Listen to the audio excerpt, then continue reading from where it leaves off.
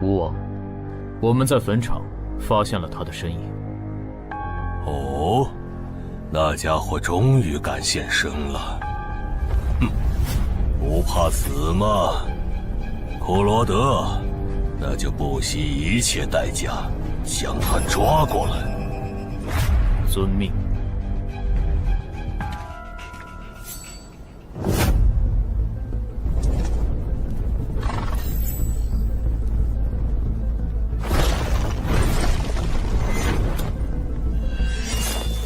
是不是打败你，才会放过我？那看来是没谈拢了。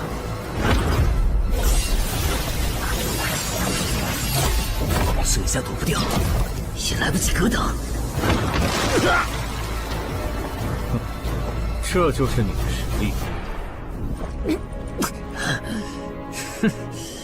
还没分胜负呢。敬酒不吃吃罚酒，那就把你变成亡灵，带回去。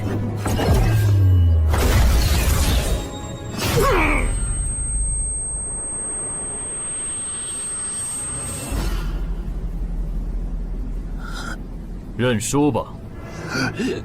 做梦。蓝不灵。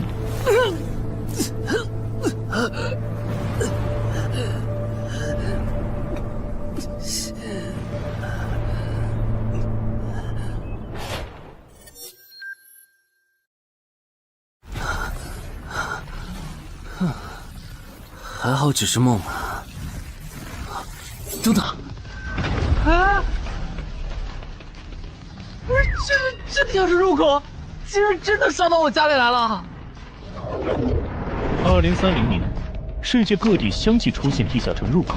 在经历了一系列探索、争夺、开发和地下城失控所引发的骚乱后，各国政府确认了5件事：一、入口无法被破坏，但攻略地下城可以使其关闭。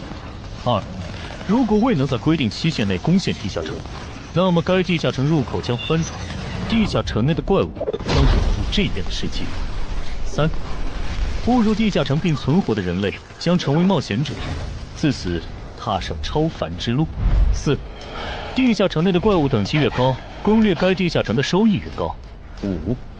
最高等级的地下城 BOSS 连核弹亦无法完全消灭。过去10年，地下城入口逐渐被公众所接受，有关地下城和冒险者的情报也被允许逐步公开给公众。冒险者周刊报道显示，冒险者人员十分稀缺，但却人均千万富豪。这一消息令冒险者这一职业变得非常受欢迎。对普通人来说，冒险者就是一步登天的门票。所以你过去3年的冒险家生涯，为你赚取了超5亿的财富。当然，对于刚刚成为传说级冒险家的我来说，这只是个开始。但少有人知道，每一位高等级冒险者的背后，都有许多普通冒险者和无辜平民的牺牲。而我们的主人公陈海，恰好是知晓这一秘辛的少数人。你还真是给我出了个大难题啊！能让人一夜暴富的地下城，可对我来说也没啥用啊。毕竟我又不缺钱，而且我记得地下城的死亡率好像很高，搞不好我会死。要不把它上交给官方冒险者协会算了，说不定可以换点特别的好处。嘿嘿嘿嘿。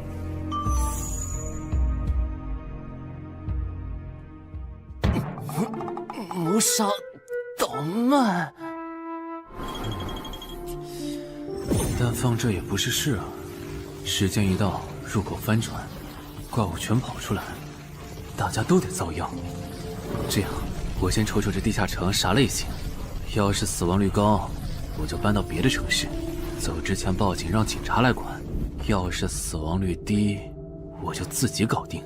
真搞不定的话，再搬家，然后报警。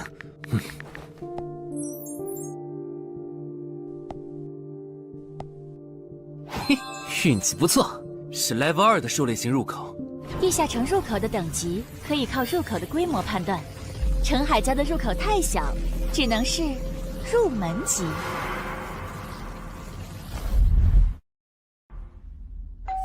你好，有您的快递。来了，是你的快递，在这签字。好的。说起来，小哥你该不会是发现了野生的地下城入口吧？不然为什么要网购锁子甲？完了，不会暴露了吧？我玩全甲格斗的，之前的防具换，打算换新的。怎么了？有问题吗？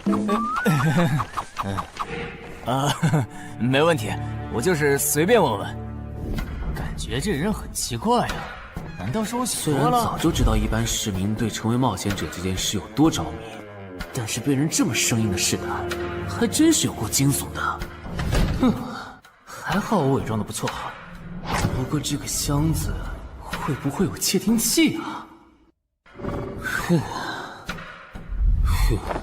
还好没发现窃听器。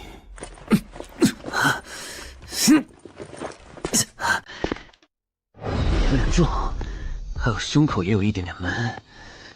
怕眼镜在战斗中不方便，从而携带了隐形眼镜。没有防身武器，就在附近消防器材店随便买了把消防斧。啊，锁起来倒是不影响，还行。那么，出发吧。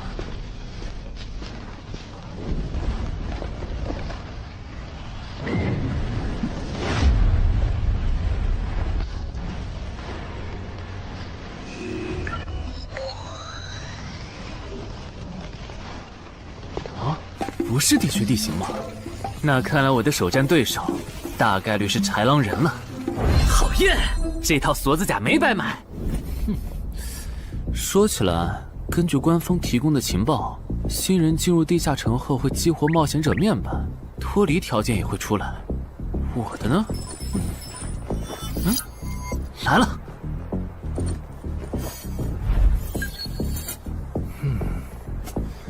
我记得普通人基础属性是10点，8点算弱，14点就很牛了。我不咋锻炼，力量和敏捷才9点，很正常。但智力有16点，真没想到啊！虽然智力和魅力是前期最没用的属性，但16点的智力，就算是协会或者财团内部也不多见吧？膨胀了，冷静，看一下地下城的脱离条件吧。脱离条件：杀死任意一只潮汐鱼人。通关条件是全灭一个潮汐鱼人小队。等一下，为什么是鱼人啊？我血产过敏啊！就不能给我安排点正常的对手吗？啊！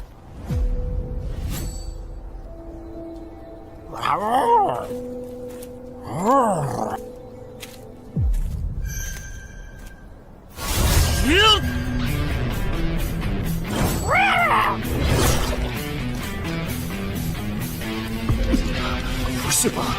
这都被躲过去了。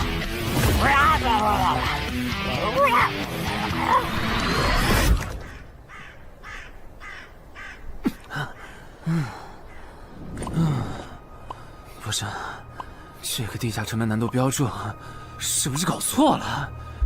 一个落单鱼人就能把我打得差点翻车，如果遇到满编的鱼人小队，我岂不是要就地归西？啊，等级增加了。Level 2菜鸟，我的称号我与潮汐鱼人5-5开，这玩意儿侮辱人是不是？算了，今天就到这里。还是等我请个健身私教，把基础属性练上来了，再来挑战这个地下城吧。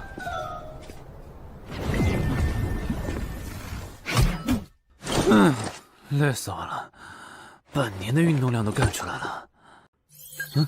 又咋了？哦，任务结算呢？我记得地下城的任务结算好像也能爆出奇物的。嘿嘿嘿，我的要求也不是很高，给我瓶加属性的秘药就行。菜怎么了？谁还不是从菜鸟过来的？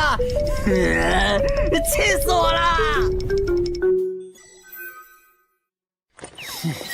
罢了罢了，有总比没有好。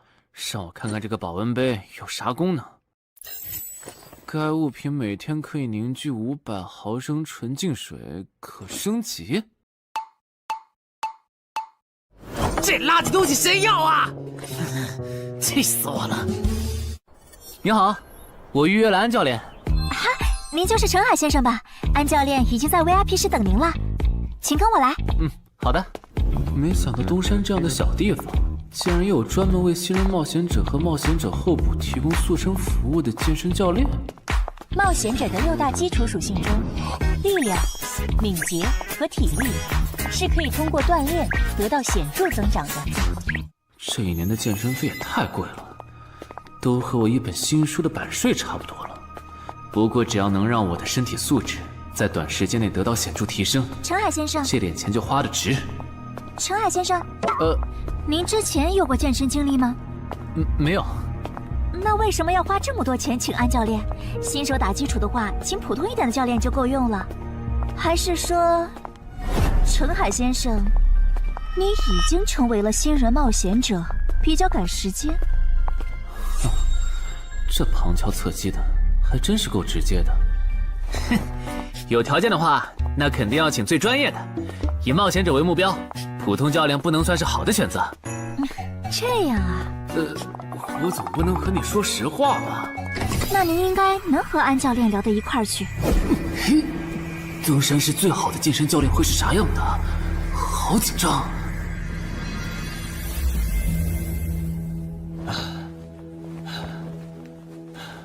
啊！和我预想的完全不一样，我还以为会是个肌肉兄弟，结果到头来，这不是个小白脸吗？我的课程这么贵，竟然也能预约得出去？开玩笑的吧？就是你想成为冒险者，跟我来吧。3、4。我撑不住了，教练。 5，真的撑不住了。好，就到这里吧。30公斤举了5次，换算一下，你目前的单次最大重量应该在35公斤。作为健身小白，结合你目前的体重，你这个卧推成绩算是偏弱的。什么情况？虽然我知道我的身体能力低于平均线，但是这也太弱了吧？正常老哥们不都是人均50公斤起步的吗？陈海先生的基础有点差呢，35公斤的极限数值换算到冒险者面板上的力量属性，应该只有9吧。普通人的力量、体能和敏捷数值是相对平均的，不会偏差太多。他现在这个状况，要在1个月的时间里变成冒险者，几乎不可能。那一般要多久？这个看你，如果天天练的话，差不多1个季度就能达到3个11了。这个11是你成为冒险者后面板上给出的约束，换算下来的话，就是比普通人略强。明白了。所以办卡吗？那就先办一个季卡吧。我去哪儿交钱？让给我就可以了。好耶，以后撸铁不孤单了。认识一下，我叫徐茂，是健身馆的签约冒险者，以后多多关照。我叫陈海，畅销书作家，您也多关照。说起来，一般只有家境很好或者跟协会签了长期合约的冒险者，才会找安教练这样的专业教练。因为我不缺钱呀，我写畅销书赚的钱，在东山又花不完。既然以冒险者为目标，那肯定就要找最好的教练，打最牢固的基础。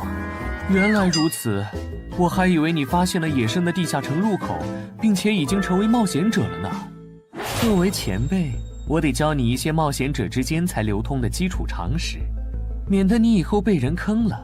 冒险者首次下地下城时，表现好能得个称号，带不带都行。要是带了会有加成，但也会被其他冒险者盯上。有些专找低等级地下城入口的猎人，就爱顶着称号，在可疑的人边上晃悠。要是被怀疑的人被称号吸引，表现不自然，那猎人就知道这人是冒险者了。接着只要跟着他，就能找到野生地下城入口。啊，这样吗？真是学到了。没啥反应，看来他真不是冒险者，就是个有点钱想当冒险者的弱鸡作家，那就没价值了。幸亏我先和抄袭人五五开这个称号太丢人了，没装上，不然今天肯定暴露了。安哥那边应该已经快拟完你的健身合同了，咱们过去吧。好的。国内有名的畅销书作者，还是专门写冒险者题材的。怪不得他有财力和动机买我的课，是想把身体数据打磨上去以后进军冒险者行业吧。而且他对课程的学期也没有明确要求，不像是发现了野生的地下城入口需要快速通关的样子。确实，程海是冒险者，或者他发现了野生的地下城入口的概率确实很低。这样，如果徐茂带着他回来的时候，他的注意力没有放在我的头顶，那就走正常流程吧。如果他有异常，那就别怪我了。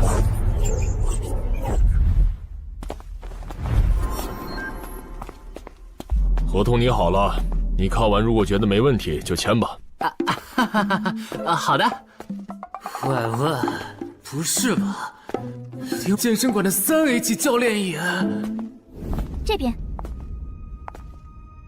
那小子刚才看我的时候表情正常，视线也没停留在我头顶的称号上，看上去不像是刚发现地下城入口的小白。徐茂，你没做多余的事吧？怎么会呢？我可是健身馆的签约冒险者。那就没有持续关注的必要了。签好了。这份是您的，请收好。等下安教练会带您做体能测试。好。停吧。和我判断的差不多，你的体能也偏弱，敏捷测试就不做了。接下来的1周，我们主要做力量和体能塑造。你一般什么时候有时间？什么时候都有时间。行，那明天上午10点来健身馆找我，早饭别吃太油的。没想到国内规模最大的健身机构竟然会干这种勾当，依靠对新人冒险者和冒险者候补的身体塑造业务来钓鱼。如果我今天的演技再差一点，就要被他们瞧出问题，吃干抹净了。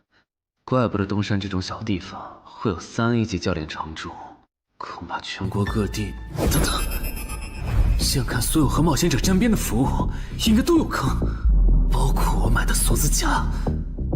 还好我当时觉得在同一家店购买防具和兵器的行为有点不打自招，不然网购锁子甲的时候就暴露了。看来我还是低估了冒险者这个职业的潜在风险。得调整一下计划了。原本想着等锻炼的差不多了以后再来挑战这个地下城，但没想到现实世界如此残酷，针对低等级冒险者的坑到处都是。虽然今天运气好避开了一个坑，但我总不会每天都有这么好的运气吧？只能冒险来地下城提升冒险者等级了。这次的脱离条件是鱼人眼珠吗？对了，不知道昨天那只的眼珠可不可以？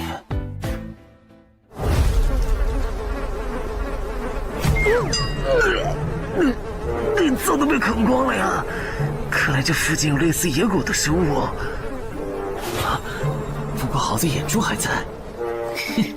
讨厌，今天可以不用战斗了。等下只要记录一下这地下城的地形。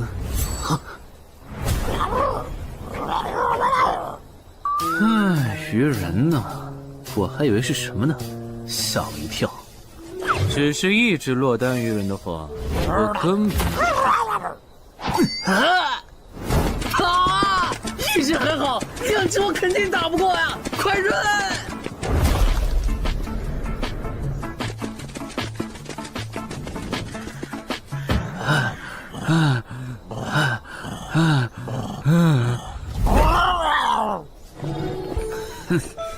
你都死到临头了，还这么嚣张，没发现吗？你和你的同伴跑散了。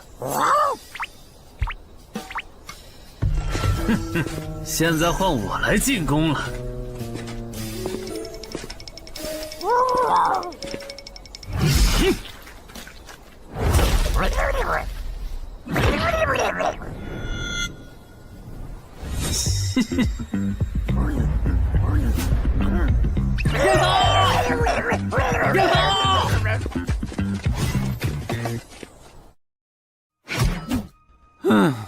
累死我了。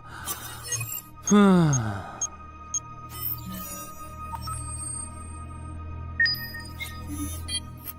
是吧？这次的评分明明更高，为什么反而没奖励啊？入门级地下城的暴力原来这么低吗？不过如果其他冒险者也是这个情况，那么他们是怎么赚到钱的？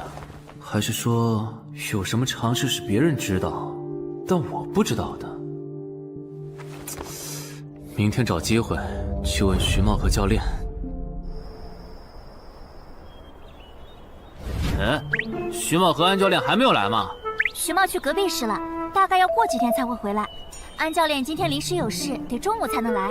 好吧，那我先去 VIP 室做体能训练。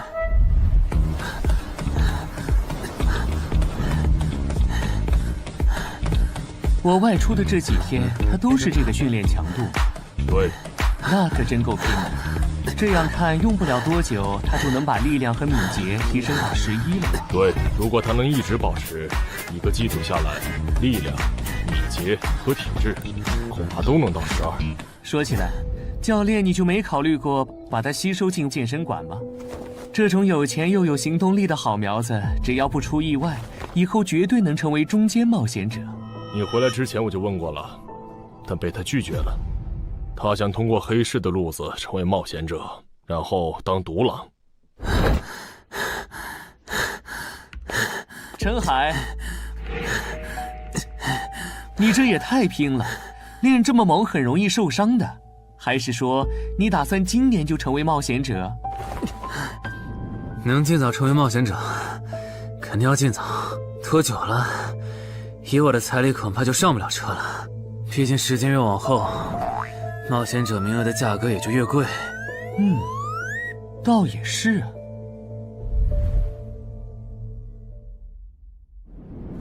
算上前天安教练的招揽，我大概可以肯定，徐茂和安教练已经排除了我拥有入门级地下城入口的可能了。接下来可以找一个合适的时机。发什么呆呢？在想事情？没，可能是太累了，有点走神。你这样肯定不行，频繁的超负荷运动只会累积伤病风险，真受伤了反而会拖慢你的塑身进度。我也意识到了，后面应该会减少训练量。对了，截止到现在，你的前期投入都赚回来了吗？还早着呢，照现在这进度，起码得等我到11级才有可能回本。为什么是11级以后？因为1到5级的冒险者挺好混的，有老手带着，完成任务就能撤退，死亡率极低。没想法的就可以这么混等级，而6到10级后，任务变难了，怪物的情报就值钱了。上阶段的混子在这阶段就去收集情报，死亡率虽然变高了，但还能接着混。只有到了11级，地下城的难度提升到混都没法混的时候，才是我这种冒险者开始盈利的时候。这个阶段的冒险者对实力的提升最为迫切。装备、奇物、技能书，一切能提高生存率的东西，都能卖出很高的价格。不是，我不明白，11级后的地下城那么危险，为啥6到10级的冒险者不提前准备？不提升有很多原因，一是官方不管民间冒险者攻略地下城的事，好多冒险者到11级就想退回去过正常日子了；二是地下城的东西只能让一小部分冒险者在精英地下城混下去。11到15级赚得多，但风险也大，而6到10级，有人光靠收集情报和做后勤就能回本了，所以他们也就没必要冒着生命风险去11到15级这个阶段打拼了。原来如此，所以冒险者在6级不，在更早前就已经完成分流了。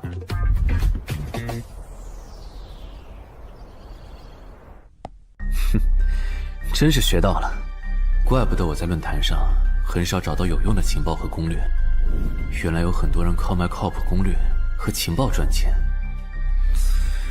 不过更让我惊讶的还是这件事。同一个地下城，冒险者就算反复刷脱离任务，也只能得到1次结算奖励。这样看，这个地下城入口能为我带来的价值，就只有通关奖励，以及将误入其中的普通人转化为冒险者这2点了。考虑到我本身并不缺钱，我还是尽量单刷这个地下城，然后再考虑要不要继续当冒险者吧。先用徐猫教我的方法，前期以收集情报为主，有10足把握了，再考虑通关的事。脱离条件找到湖？啊，这次的脱离任务竟然不需要战斗，还好买了一架无人机做辅助，不然纯靠人力搜索找湖肯定是个大工程。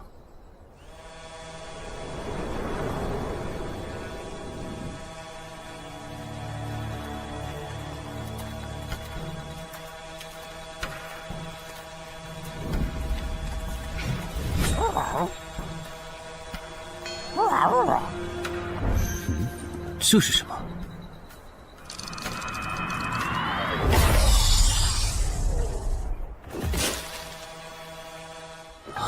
刚才那个应该是鱼人吧？虽然外形和气场和我之前遇到的鱼人有很大差别，但他应该也是鱼人，只不过等级应该更高。算了，先不管他。等我完成了脱离任务，再回来找那只橘红色鱼人。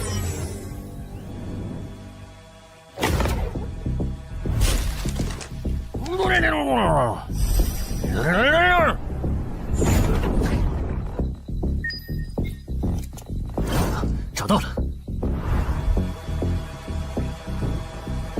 哼，怪不得森林地形的地下城会刷出鱼人这种怪物，原来森林深处藏着一个这么大的湖吗？这样的话，脱离任务就算完成了，不用和鱼人接触可真好啊！接下来，是那只橘红色的特殊鱼人。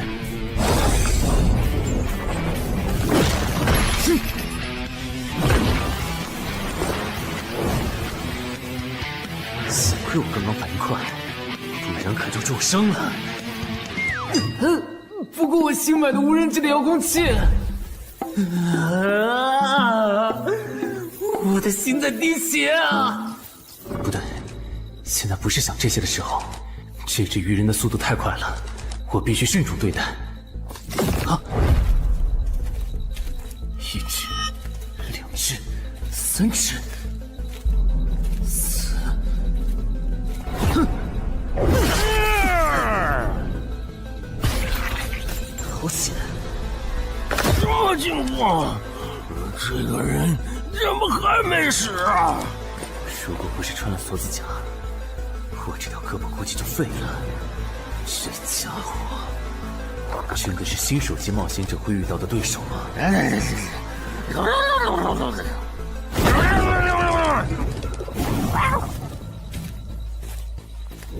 如果只是和这只橘红色鱼人单挑也就算了，关键我还得抽出一部分精力来处理身后这几只杂兵。不管怎么看，这个地下城的难度绝对超纲了呀！要不逃吧？脱离通关任务重置了。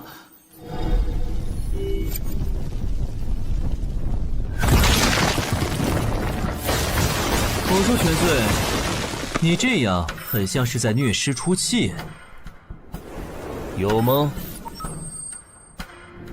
归根结底，还不是这只哥布林太弱了，扛不下我的拳头。能扛住才怪呢！明明只是 Level 5，却有着不下于 Level 9冒险者的综合实力。你这样的怪物，在入门级地下城里，怎么可能会遇到对手嘛？有的哦。如果我能遇到传说中的 bug， 那就能在低等级地下城里遇到下一阶段才能遇到的强力怪物。只要能从他们手底下活下来，我就能拿到补偿奖励奇物升级券。到时候我成为传说级冒险者，就更有戏了。果然，我和你们这种明明还只是 level 5，但眼光却已经放在传说级冒险者上的怪物，是真的合不来。不过，奇物升级券和它的获取方式，无论怎么看，都只是博人眼球的谣言吧。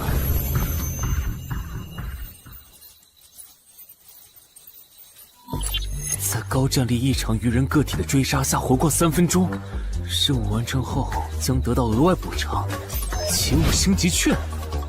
不是吧？我都准备逃命了，你给我整这个，要玩死我吗？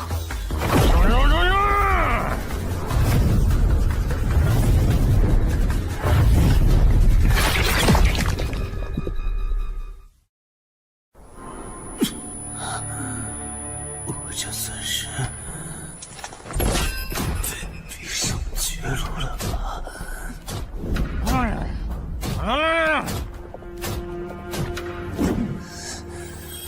早知道当初就不该成为冒险者，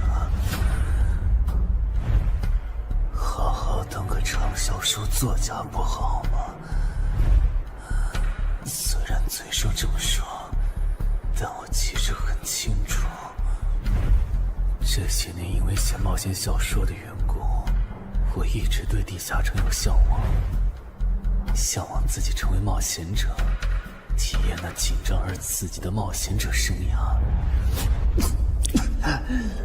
是的，虽然我怕死，人怂又不能打，但我的冒险人生绝不该止步于此。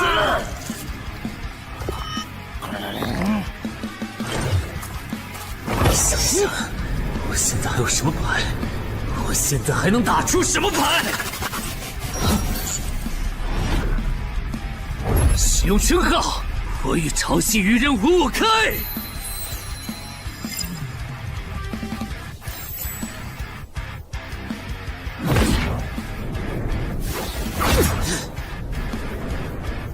身体变轻盈，力量也变强了一点。不止如此，这些鱼人的动作也变得迟缓了许多。我的动态视力也加强了吗？能行，现在的我能行。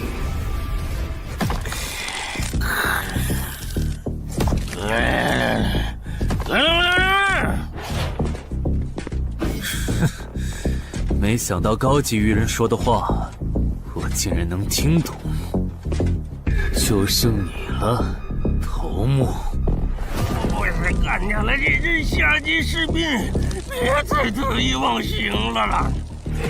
我知道的，即使身体能力获得了大幅度提升，穿上这一层锁子甲的我，依然不具备能和这只橘红色鱼人拼速度的可能。机会只有一次，利用鱼人直线攻击和我头部暴露的弱点，对方的进攻方式、路线和目标都已确定。我要做的就是舍弃头部的防御，用它做诱饵，争取到一次以伤换伤、重创对方的机会。如果这一次机会我没有把握住，那么吃到教训的他，必然不会再给我翻盘的机会了。这种生死皆在一瞬间的体验，真让人血脉喷张，沉醉其中，无法自拔。就是现在！我这不是挺能干的吗？我可能真的。开什么玩笑！我居然会被这种弱者可恶！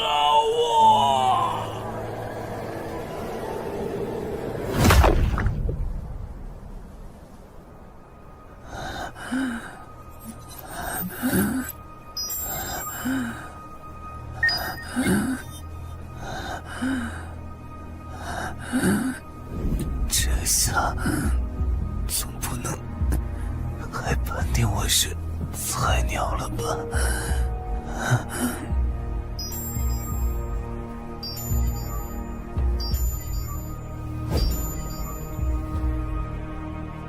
平平无奇的保温杯吗？对，平平无奇保温杯。使用起物升级券。啊！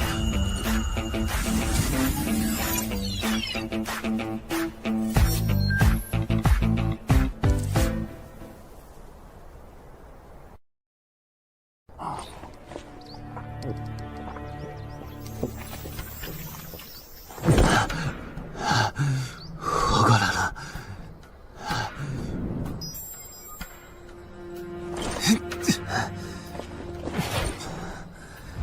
已经愈合了。冒险者面板，冒险者等级竟然提升了，不过还是菜鸟。哦，感知也提升了一点，还获得了一个新称号——至死地而后生。哼，倒是个意外之喜。再看一下通关任务重置后变成什么了。挑战等级上升了，脱离任务刚刚也完成了。不过这通关任务捣毁潮汐鱼人的孵化池吗？算了，这个通关任务明显不是现在的我能处理的。溜了溜了。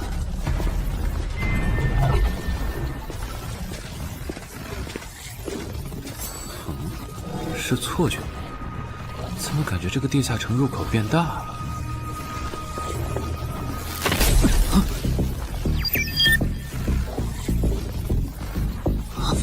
等级不足，这个地下城升级了。这么看来，我刚才完成的脱离任务，其实来自更高等级的地下城。怪不得任务难度提升了那么多，脱离任务掉落的奖励这么丰厚。隐藏之夜，我没记错的话，论坛上有个大佬，好像一直在强调这个东西的稀有性和重要性来着。哼，那必须要转职啊！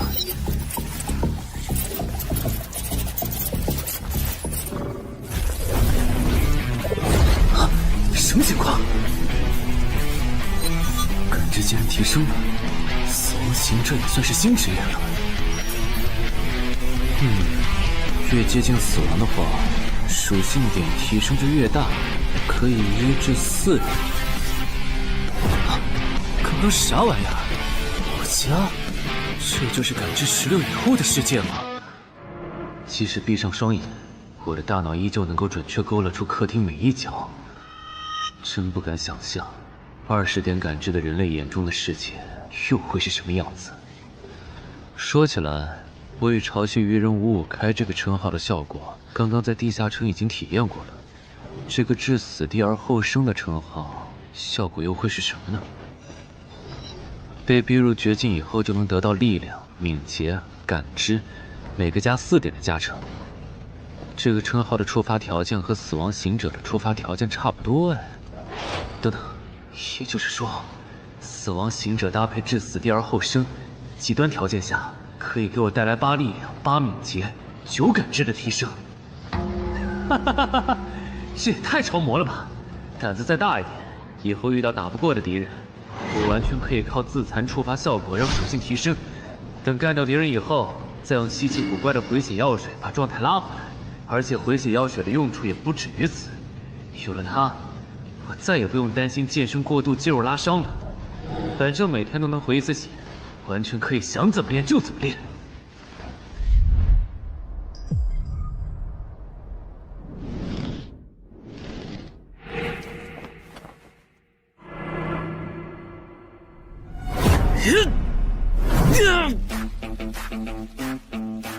真惊人！谁能想到，不久前还只是个健身小白的他，只用了不到2个月，就达到了正常人要用1年才能取得的成果。就他那训练量，换别人来早就去 ICU 报道了。但他一通瞎练下来，还能活蹦乱跳。这说明他体质很牛啊，至少有16，甚至都有可能17或者18了。安教练，你这次是看走了眼呐。陈海还在练呢。啊，恭喜啊！你现在的力量、敏捷应该已经到达12点了。以你现在的身体素质，准备充分的话，是完全有能力完成新手级地下城的脱离任务的。真的不考虑加入健身馆，成为这边的签约冒险者吗？我可不想当一个会被合约束缚的冒险者。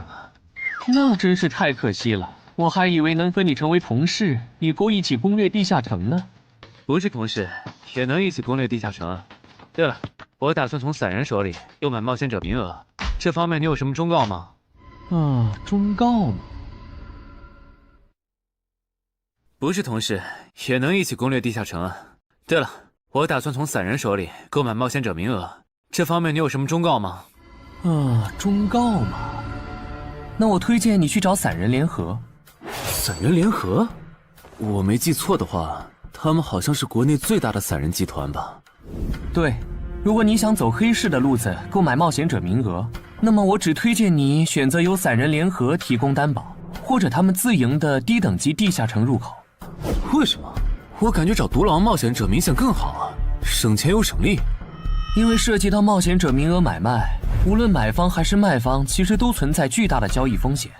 卖家怕遇到伪装成萌新的入口猎人，买家怕交了钱对方不办事。但有散人联合的介入就不一样了，虽然他们的佣金很高，但是作为冒险者资格、地下城相关产出生意的龙头，他们为买卖双方提供的契约书还是很值得信赖的。原来如此。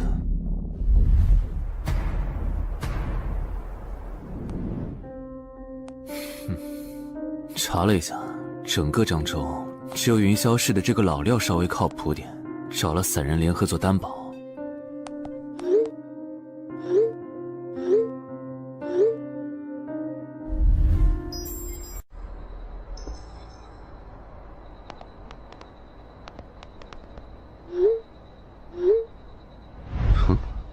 这边，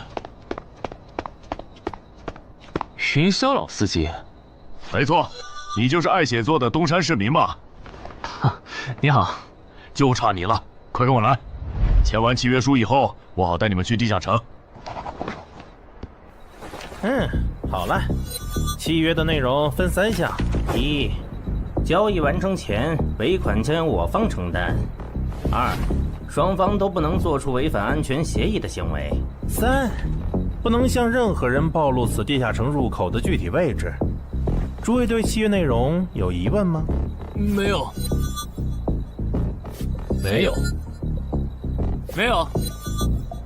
那么，契约成立。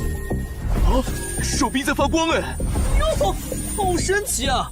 好了，我的工作完成了，希望以后还有机会为诸位服务。等下大家再跟我走一段路，我带你们去地下城入口。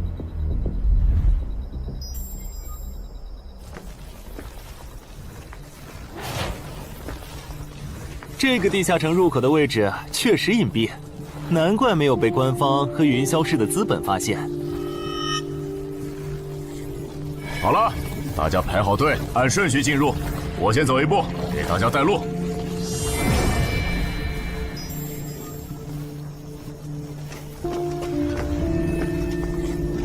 这批新人怎么样？太酷了！认识冒险者了，真好。还行，没有看起来像刺头的。那就好，等会儿记得我们之前说的。卖家原来有2位吗？好了，大伙儿看向我这里，学着我的样子对空气喊：“冒险者面板！”冒险者面板。大家可以在冒险者面板的个人信息栏查看到自己的基础属性，往下滑动，可以在任务栏查询任务。不是吧？我的基础属性原来这么低的吗？冒险者面板上的内容只有冒险者本人才能看到，所以不用担心个人信息暴露的问题哈。麻烦大家把你们的脱离任务报一下，我这边做一个整理。任务？女妖，这个物种论坛的入门级地下城怪物图鉴里好像没有，这个地下城有问题。这个地下城该不会和我家里的那个一样，存在某种致命的设定吧？基于幸存者偏差，如果一个入门级地下城的怪物没有被收录进论坛的新手常见怪物图鉴，那只有2种可能：要么它确实很罕见，要么就是遇到它的冒险者基本都死在地下城里了。警告！警告！此人违反了安全条例，未说出正确的脱离任务。那个眼镜男说谎了？不是吧？这才哪儿到哪儿啊？就有人触发安全条例了？你听我解释，肯定是他出 bug 了。契约式的契约当然不是绝对的，但对你这样的菜鸟来说，它是不会出问题的。你的脱离任务绝对不是采集高价值草药，你骗了我们。他刚进冒险者圈子，不懂规矩，做错事也情有可原。您大人有大量，再给次机会嘛，是不是啊？对，再给我次机会吧。下不为例。大家再说一遍自己的脱离任务哈，这次别搞错了。我的任务是找到湖中女妖，我是聆听女妖之声。我的是凝视女妖10秒，我的也是找到女妖。接下来我会带大家去女妖出没的林中湖泊，大家跟紧一点，别掉队哈。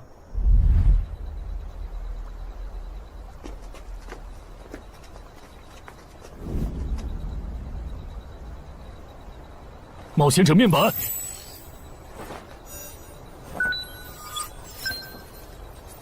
哎，他在干嘛？呼唤湖中女妖。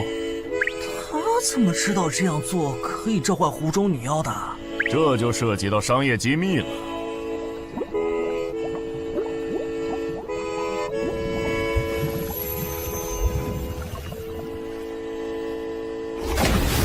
女妖出来了！我的脱离任务完成了，我的也完成了。8、9、10。大家把耳塞戴一下，女妖马上就要唱歌了。不戴的话会怎么样？女妖的歌声会破坏你的大脑。刚成为冒险者的 Level 1萌新，一整首听下来，大概会当场暴毙吧。什么？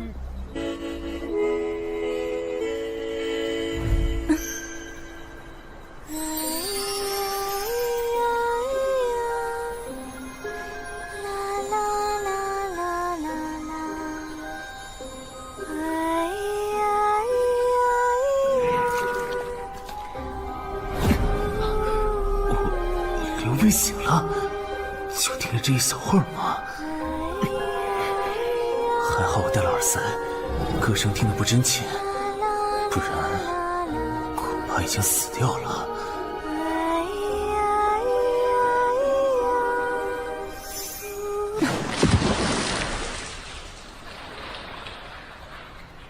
大家的脱离任务都完成了吗？都做完了，那咱们就原路折返回去了哈。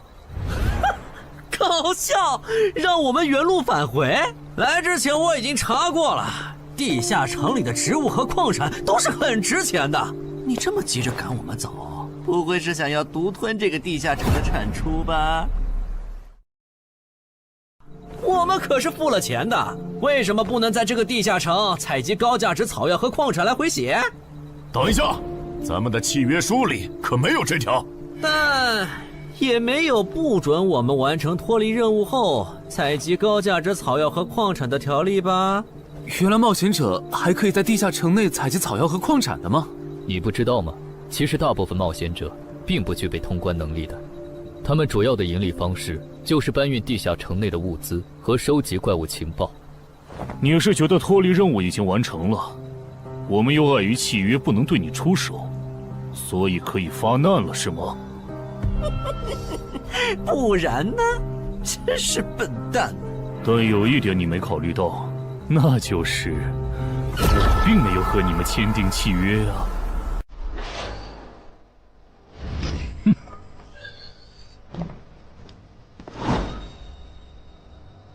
你们两个什么意思？没什么，单纯看不惯而已。我觉得这位朋友的理由其实挺合理的，只是一些药草和矿产，没必要那么计较吧。但是基于契约文书第1条的话，如果有人死亡，我们就拿不到尾款。你可以保护我们，作为回报，我们可以将采集到的一部分物资分给你。不好意思，我们并不想冒这个风险。真的只是因为不想冒这个风险吗？难道不是因为这个地下城藏着别的秘密，你们怕我们发现它吗？我明白了，你不是新人冒险者，你是奔着通关任务来的。老六，你应该能感受到吧？咱们之间谁更强？可恶！地下城让给他们，我们走。啥？你等等我呀！他们为什么就这样走了？这不很明显吗？这2位帮我们说话的朋友，其实是比那2个人更强的冒险者呀。过奖，其实强的不是我，是我的这位朋友。等等，不太对。3人联合的契约师不会蠢到让假装萌新的冒险者轻松找到契约书漏洞，这不符合逻辑。大家可以自行选择，接下来是单独行动，还是跟我们一起行动？单独行动的话，你们的收益可以独享；如果跟随我们一起行动的话，通关奖励我们要1半。1半？这么多？这叫多？你没仔细听吗？是通关奖励的1半。这2位资深冒险者的目标是通关。新人冒险者的通关率一般只有10%，甚至更少。就算分出去1半，我们也领先了90%的新人冒险者。大叔，你别得了便宜还叫委屈啊！所以这其实是好事。对新人来说，第1次通关时间是重要分水岭。新人冒险者越早拿到通关奖励，未来的冒险者之路就会越顺畅。那就是说，就算我只拿到1半的通关奖励，也会比绝大多数同等级的冒险者要强吗？如果你没有浪费这些开局资源的话，确实是你要强一点儿。请让我也加入你们，也包括我。我也要。那帮没良心的，签契约书前都说好了，只涉及脱离任务，其他不包的。任务一完成，他们就变脸了。差不多得了，都走了这么远，他们不可能再跟着了。你不用演了。哦。不过你这次演技提高了不少嘛。刚才我一度以为你打不过那个顶着战斗专家称号的冒险者来着。我确实打不过他。啊？不过他也很忌惮我就是了，要不然不会用劝退的方式赶我走。原来如此。那你觉得他们能通关吗？可能性太低。个人判断，这批冒险者里，最多只有1到2个幸运儿能活着走出这个地下城。什么嘛，这不就和之前的几次一样了吗？真没意思。哇，酷哎！既然大家已经决定联手通关，那我也不藏着掖着了。我能够为认同我、信赖我的队友带来一点基础属性的随机增幅。他说的是真的，我的力量加了1点，我加的是感知，我的也增加了，体力涨了1点。原来团队领袖这个称号是用来提升自己的队友啊，还怪好用的。我这边还有一个问题，我们现在只知道口琴声能召唤女妖，并不知道其他的召唤方法。女妖要是一直躲在湖里，大家的通关任务就没法完成。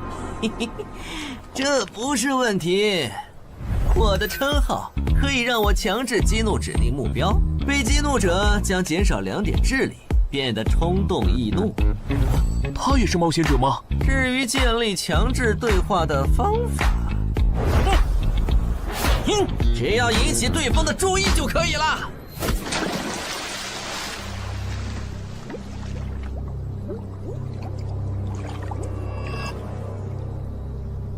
蠢货，你过来呀！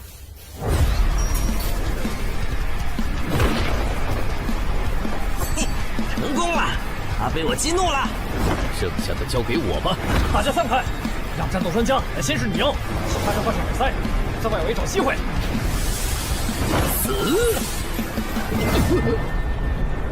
穿过去！开什么玩笑？竟然是灵体！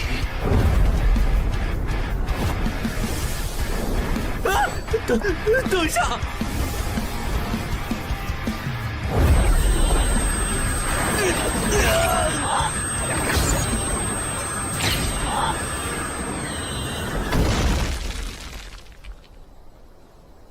还好有2-3，只是鼻子出血。不是吧？这个女妖原来是个妖魂！娘，有把握吗？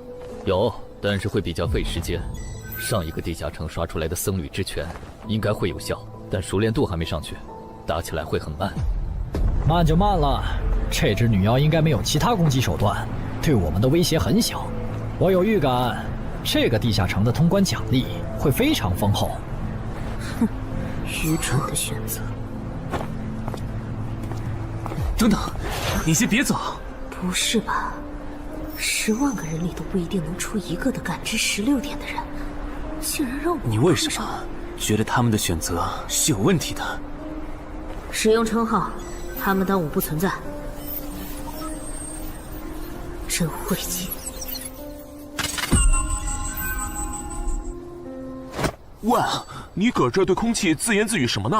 不是，我刚才……不是没人吗？幻觉吗？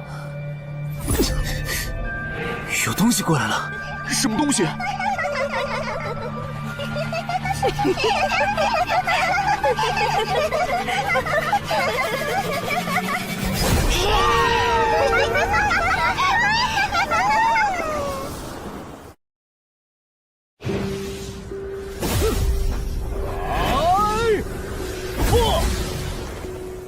有效果了！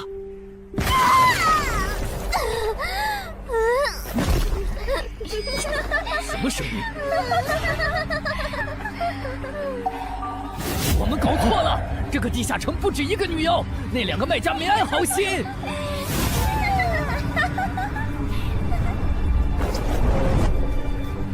不是吧？这也太多了！不行，这个数量2-3已经没用了。还傻站着干什么？跑啊！为什么总是让我遇到这种事？天和子爷那时候是，现在还是。看在你老婆和女儿的份上，我觉得应该放过你。谁叫我最喜欢看别人抱憾终生，活在憎恨和痛苦中的样子呢？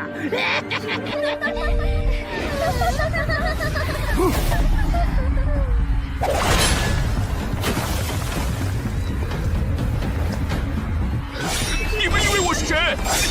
给我滚开！妈妈，我错了。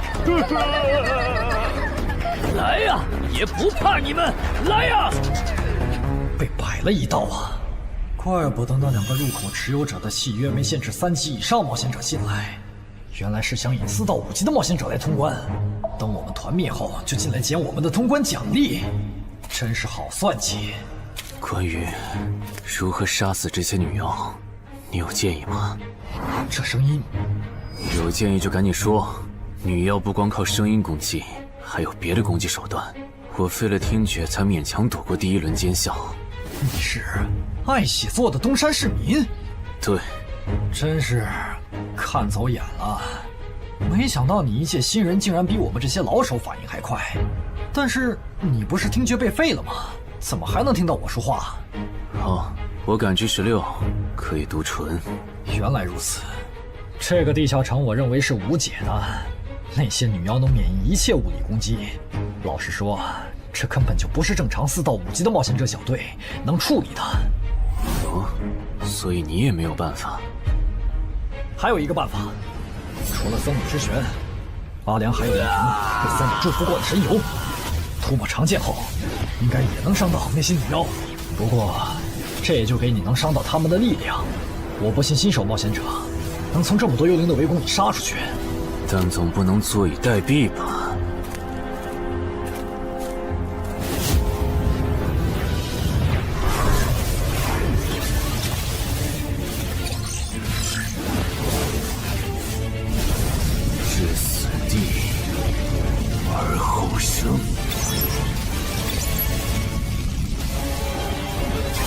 能听到吗？我问过你的同伴了，他跟我说，要通关必须从你那里拿到被僧侣祝福过的神油。通关吗？能帮我拿一下吗？不好意思，我眼睛瞎了，恐怕没办法操纵冒险者面板取出你要的东西。这样吗？不过，我还有一个办法可以让你得到它。什么办法？你干什么？就是以死后掉落的形式让你获取。其实我也不是非要那碗油杀人夺宝不可。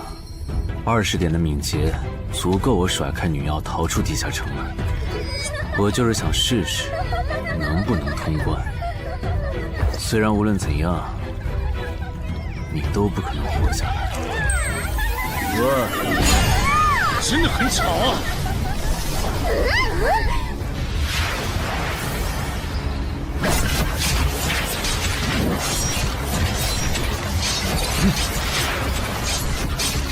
对邪恶生物伤害加0点，那么开始反击吧。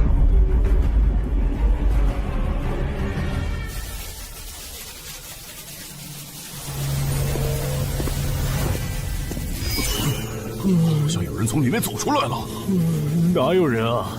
你看错了吧？不是，我真感觉到了。果然，他们那不能攻略的地下城市陷阱，引同等级冒险者来做通关任务，把人坑死在里面，接着捡掉落的东西，或者等冒险者重伤出来就杀人夺宝。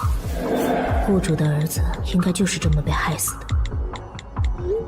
食府秃鹫是指利用高难度地下城坑杀同等级冒险者，然后拾取对方掉落的堕落冒险者。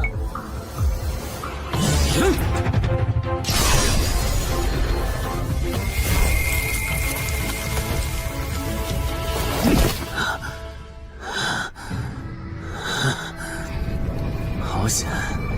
如果再多几只女妖，我恐怕就要被逼出回血药水这个点牌了。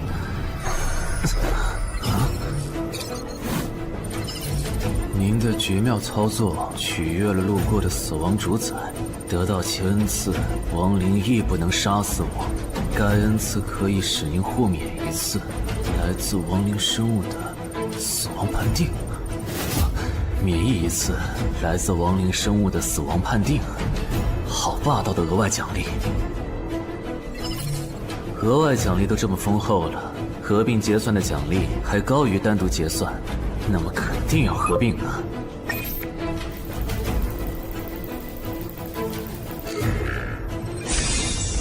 哼，果然，除了稀有级奇物和新称号以外，还给我报了2个专属技能。这个地下城的奖励太丰厚了，难怪它的难度如此超标。爱写作的东山市民，你还活着吗？怎么没声音了？哼，差点把他给忘了。你现在感觉如何？能站起来吗？有点难，那只能扶着你了。其他人是不是都死了？胖子、四眼、大叔，还有你的2位同伴，都死了。你应该不是第一次进入地下城吧？哼，我还以为你不会主动说破呢。如果我说我能保守秘密，并将我得到的奖励作为酬劳全部送给你，你能不能不灭我的口？但你死了，同样可以保守秘密。那你就得不到我的通关结算了。而且，云霄老司机和他的同伴肯定在地下城入口附近蹲幸存者，我可以帮你吸引他们的注意力。相信我，让我活着走出地下城，对你来说是最有利的选择。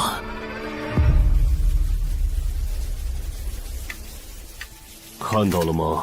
这才是真有人出来了。哎呀，刚才那次算我看错行了吧？等等，地下城在坍缩，他们通关了。不对，小心右边的冒险者，他绝对不简单，可能是狼。先干掉一个弱的，接下来到你了。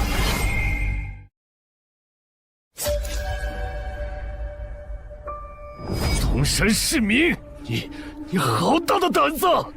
不是吧，不是吧？不会真有人觉得自己坑完人不会被报复吧？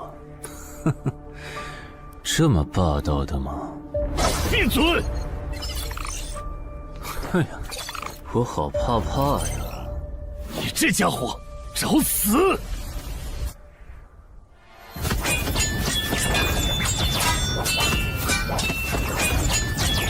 这俩人相互厮杀的程度，有些7级甚至8级的冒险者都没这么夸张的速度。不可能！带上这个称号以后，我的速度竟然还是没你快，真是离谱他妈给离谱开门，离谱到家了！你的敏捷难不成有17，甚至18？可，你猜？冒险者面板，哼，不比速度了。不比了。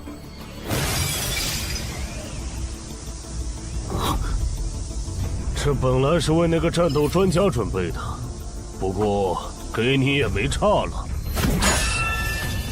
来好好感受一下我从黑市高价购买的变种蜘蛛毒素吧。什么嘛！你这毒抗完全不行啊，比普通人还差。连反击的力气都没有了吗？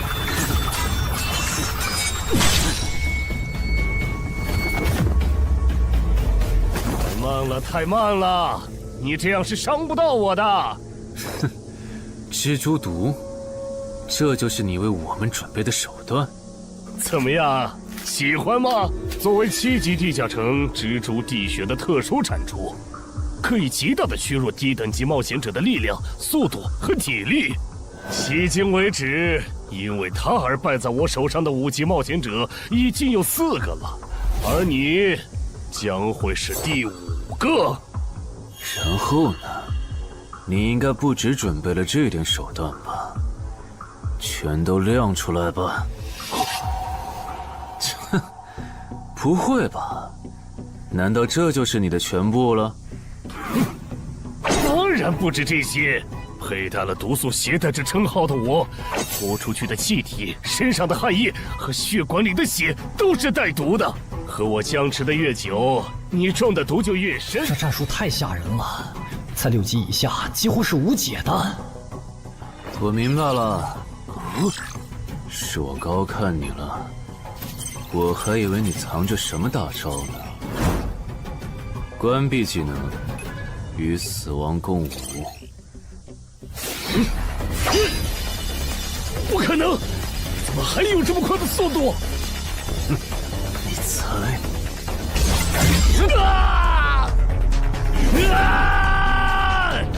别太得意了！太慢了，太慢了！你这样可是伤不到我的。不可能，绝对不可能！你明明只是个独狼，怎么可能比杀了大量5级冒险者的我还强？没什么不可能的，在舒适区里泡着的你，永远也看不到与死亡同行之人所看到的风景。但是，溺死的往往都是会水的，散人只有劣势更弱小的散人，才能积攒出大量的财力和武力。我的路才是正确的。对普通人来说，或许你才是对的。不过，在我看来，与死亡同行之人，如果走到了极致的话，未必不能超越死亡。不是吧？那么强的人，竟然这么轻易的被……啊！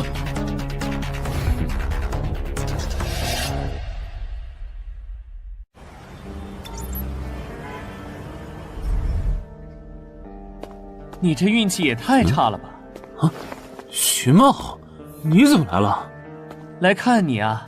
第一次进地下城就遇到了能免疫物理攻击的怪物，好不容易通了关，还被师傅秃鹫堵门。不过也多亏了这次经历，让我得到了置死地而后生这个称号。也是，还算幸运。那些传说级冒险者，哪个没在5级以前越级挑战过对手呢？对了，个人建议不要让别人知道你的主要称号，情报泄露是很致命的。冒险者要防的不只是地下城的怪物。原来如此，学到了。虽然女妖之森的入口持有者，官方说是被另一个幸存者杀了，但我查过，那人主要称号侧重团体战斗，单人作战能力没强到能杀掉2个石斧秃鹫，所以，怎么了？我脸上有什么东西吗？没什么，我只是突然想起来，高教练月底就要回东山了。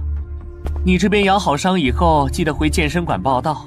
关于你的塑身计划，要进入第2阶段了。好的。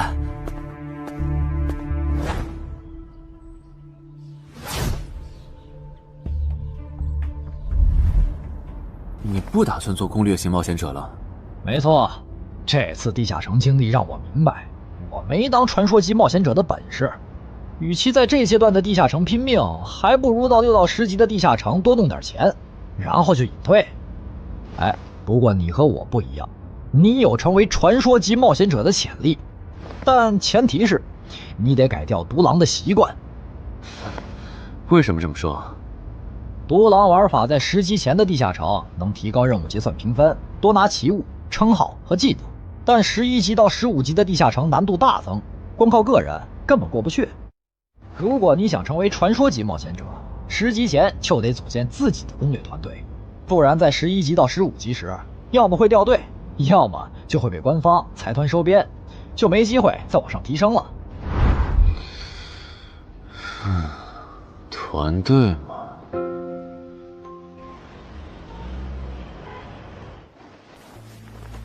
害死我儿子的秃鹫们已经死了，杀死他们的人就在这2名幸存者之间。你认为谁才是帮我儿子报仇的恩人？他。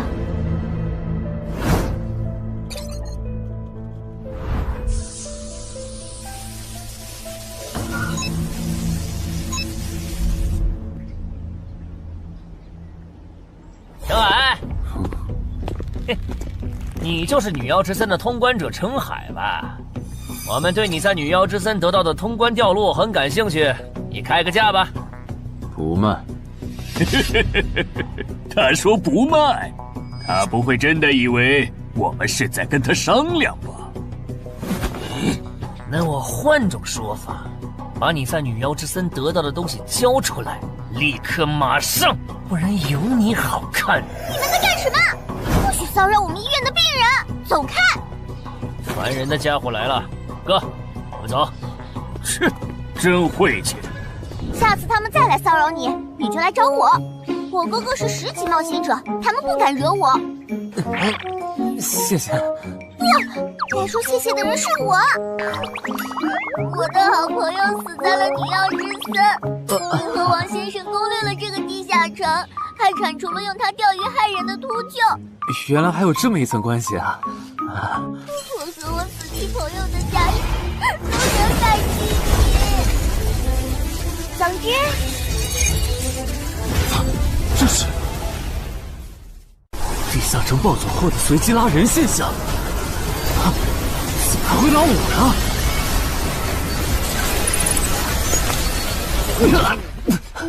突！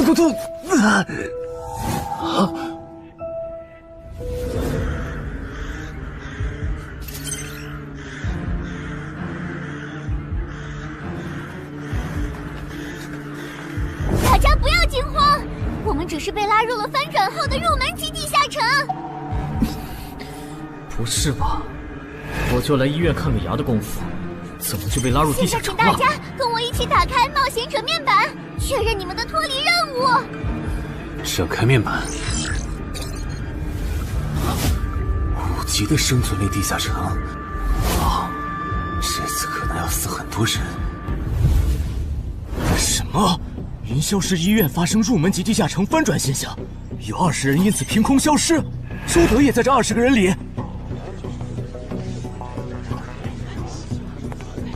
情况如何？失踪人员名单已经整理出来了。被卷入地下城的一般民众有17人，冒险者3人。我们还找到了失控的地下城入口。不过什么？你的脱离任务和通关任务是什么？消灭10具骷髅士兵，存活1小时。你的呢？我的也是。那看来大家都一样。老弟，咱们的脱离任务难度和他们的不一样啊。还有那个叫陈海的小子也被拉进了这个地下城。正常，生存类地下城的脱离任务是根据挑战者实力的强弱划分的。至于那个叫陈海的，等咱们做完了脱离任务再去找他。那个，大家听我说，这个地下城非常危险，请大家捡起地上的兵器，3到5个人为一组，凑齐脱离条件以后，尽快离开吧。完成脱离任务以后赶紧离开，你算老几啊？在这指挥本大爷？说不定是人家想把咱们忽悠走了以后，独吞地下城的宝藏呢。不是，这个地下城真的很危险。这俩蠢货脑子有坑吧？对地下城的危险没有认知也就算了，还在这带节奏。这位先生是非常强大的冒险者，他前几天刚通关了一个难度非常高的地下城，还和同伴联手除掉了10府秃鹫。真的假的？就是锦城家园那栋烂尾楼，听说害死了好几10人。哦，想起来，请大家相信他的判断。这个护士干嘛一直夸我呀？好烦呐！不过好在效果还行，能引起这些新手的重视就好。等一下，如果这个地下城真的那么危险，那你觉得就凭我们这些普通人，真的有能力完成脱离任务吗？先不说消灭骷髅士兵有多难，就按你说的，3到5人一组去猎杀骷髅士兵，最后肯定是青壮年组队，老弱被抛下。请问，你考虑过被剩下的人的死活吗？有道理。分开行动的话，骷髅士兵听起来就很难对付。就是，那就死掉了。很多人就是因为单走，才被地下城里的怪物杀死了。姐夫说的没错，被拉入地下城后，一定要拉拢人心，来拿到话语权，再利用话语权来强迫冒险者当我的保姆。能通关高难度的入门级地下城又如何？当你开始在意这些渔民死活的时候，你就注定得当我的保姆了。你们能信任我吗？那跟我走吧，我带你们去完成脱离任务。好的。谁允许你们走的？作为在场唯一一个有地下城攻略经验的冒险者，你难道不应该留下来保护我们吗？对呀，能力越大，责任越大。我看他就应该帮我们把脱离任务给做了。对，送佛送到西嘛。第一，我不是官方冒险者，我没有义务来保护你们的安全。第二，不要对我道德绑架，不然我真的不介意走之前打断你的腿，把你留在这里自生自灭。这人怎么这样啊？保护老弱不是最基本的道德吗？活该他不是官方冒险者，看来道德品质不过关。你们干嘛去？我觉得那个人说的很对，既然通关任务是存活1小时，那肯定是越往后越危险。对普通人来说，早点完成脱离任务离开这儿才是最优解。切，不走留着被你们道德绑架，免费当保镖吗？我们又不是傻子。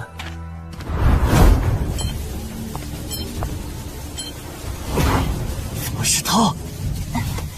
这个地下城有什么问题吗，尚科长？这个地下城最大的问题在于，接下来的1个小时，能有几个人活着走出来？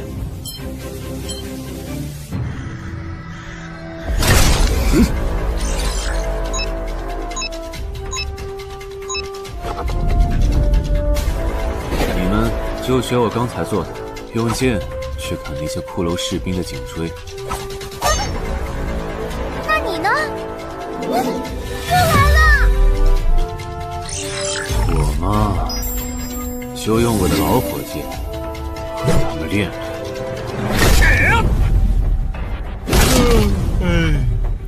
打完这批记得换班啊，老哥。好嘞。骷髅士兵不刷新了，看来并不是无限的。好消息是新人的压力小了，坏消息是我这样的老手完成任务更难了。这周围的骷髅士兵被咱们刷光了，换地方吧。受伤的人往后退，剩下的2人一组，交替清理从地里爬出来的骷髅士兵。再战40分钟，大家就可以回家了。好，亏我之前以为当冒险者有多难，结果就这儿啊！是啊，这些骷髅根本就没有那个老手渲染的那么危险。等这次结束，我也是个有名的冒险者。这些骷髅虽然弱，可不代表这地下城难度低。正相反，骷髅越弱，越说明地下城有极厉害的 BOSS。更让我烦的是，这地下城怪物也太少了。虽然我以老弱不宜参战为由，劝退了近半的冒险者，但是分到我这的怪物才4个。最后10分钟，这地下城难度肯定飙升。要是接下来10分钟都没有新的骷髅士兵刷出来，我就得自己想法子凑够剩下的6个骷髅士兵了。脱离任务做完了？嗯。你呢？还差几个？8个。把机会都让给他了吗？那你先回去吧，我们继续刷骷髅。等做完脱离任务以后，咱们3个在外面集合。10年来没有一个人通关。不止如此，这个地下城的幸存者们也非常奇怪，几乎所有的都是新人。怎么会有这么奇怪的地下城？正常不都是冒险者越强大生存率越高吗？因为这个地下城有一个被称为强者坟墓的机制。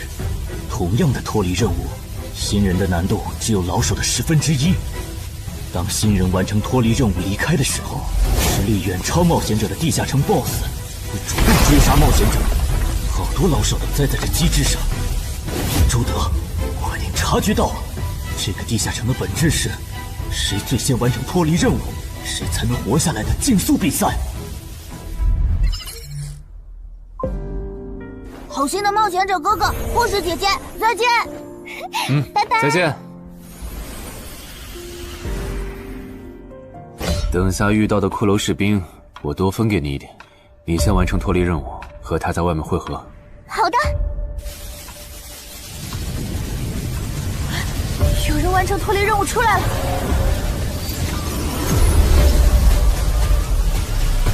怎么是小孩子？有人离开这个地下城了。这个第2阶段是什么意思啊？原来是这么回事吗？这个地下城的本质是竞速。吕明、王志勇，你们2个跟我来。老弟，有个人完成脱离任务离开了，是不是那个叫陈海的人呢？不可能，先不说他还带着2个累赘，光冒险者们要杀的100个骷髅士兵就不好找。那会是谁呢？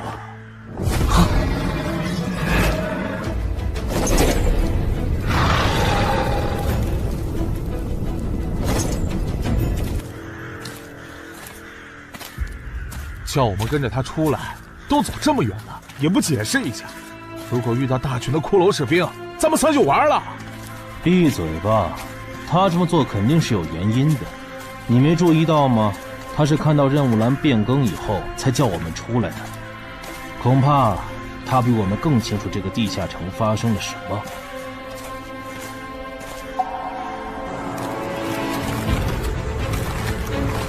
准备战斗！他们3怎么走得这么久？咱们不回来？周德当初就不该弃走那个冒险者。脱离了。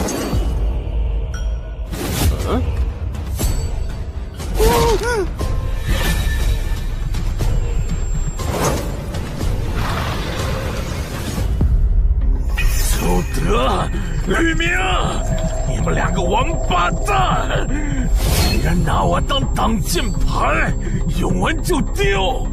你们这2个小人！你还差几个？3个。那快了，我们再找些小股的骷髅士兵杀，应该能赶上。等等，不对劲，幸存者的数量在减少，营地那边出事了。说什么？陈海哥，这个阶段是什么意思啊？可能是难度提升，接下来会出现更强的怪物的意思吧？这个你别管。你的脱离任务做到哪儿了？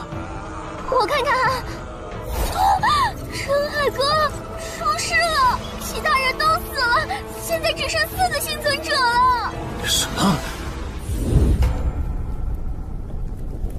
左2、右2，去左。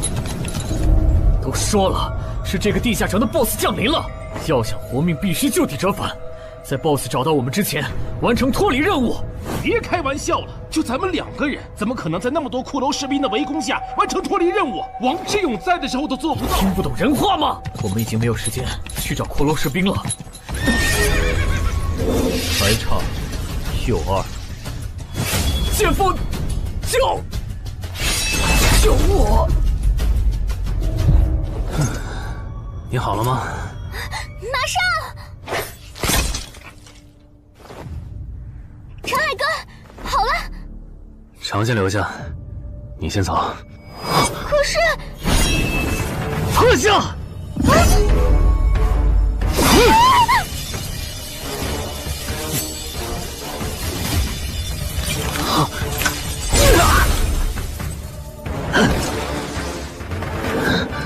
好强！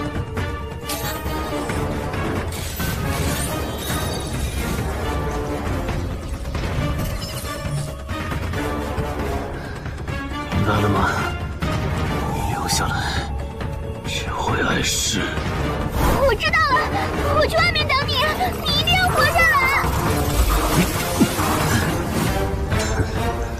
好了，现在只剩下咱们2个，我猜你是不会放我走的，对吧？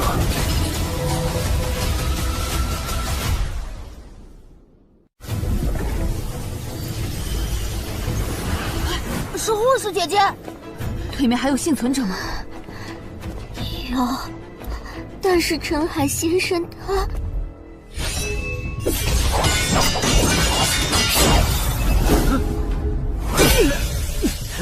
好强，想下去不行，速度和力量我都不是他的对手。就算能大概猜出他下一步动作，可因为一直忙着抵挡，一次出错的话就得死。要走！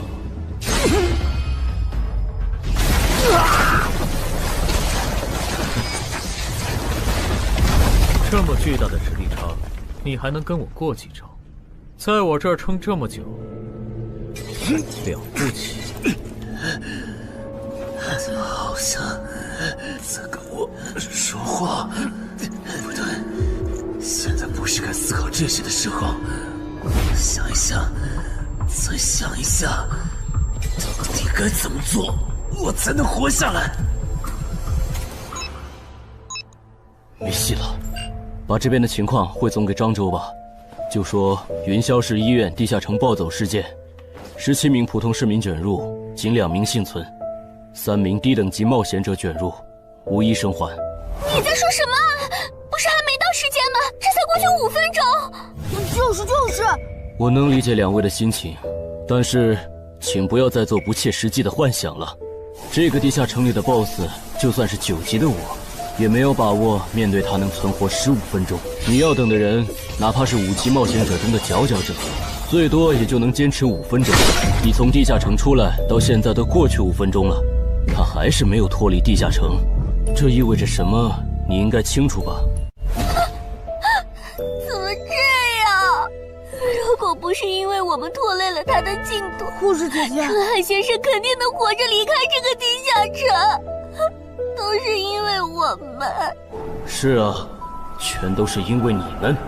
如果没有那个多管闲事的冒险者帮你俩完成脱离任务，朱德才是最有可能活着离开这个地下城的人。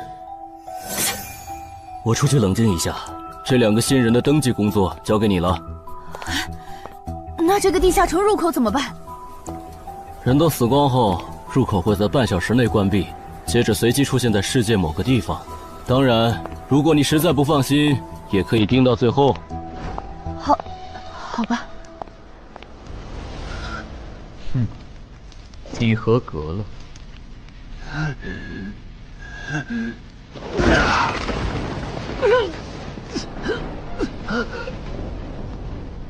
我很期待你成为亡灵后的表现。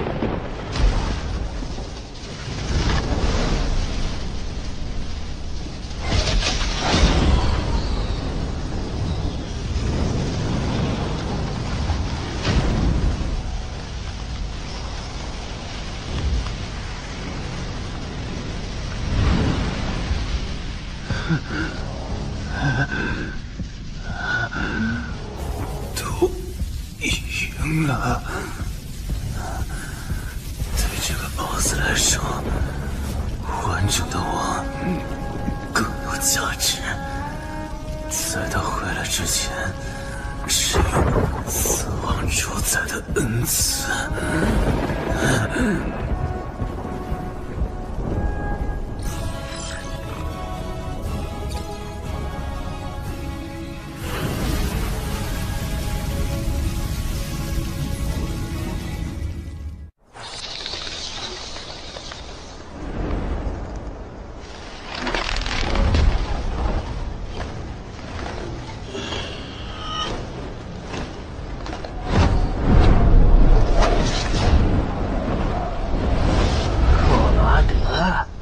不是被大军派去坟场征兵了吗？怎么回来了？切，白跑一趟！我还以为是谁激活了骸骨大军发出去的万念邀请函呢。我发现了一个有资格成为我同僚的新人，让他从零开始太浪费，我打算让大军把他变为预备役。同僚，坟场的冒险者最高才5级。这阶段的新人连合适的职业和称号都没确定，你就肯定他能跟咱一样成为传奇？他已经找到了合适他的职业和称号。这次真的太险了，如果不是那家伙主动走了，就算再给我一条命，我也完全没机会。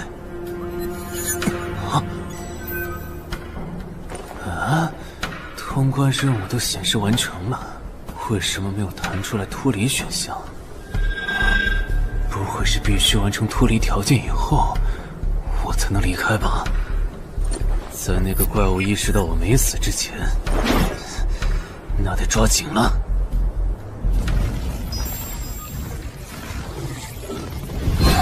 没有关闭，这个地下城的入口还没关闭。陈海先生还在战斗，他还活着。我去找尚科长。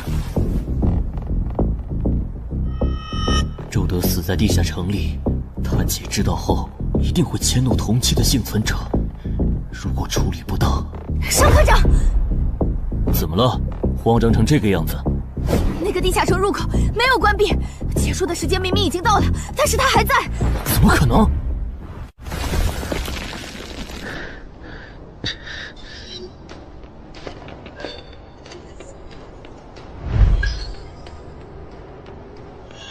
合并结算。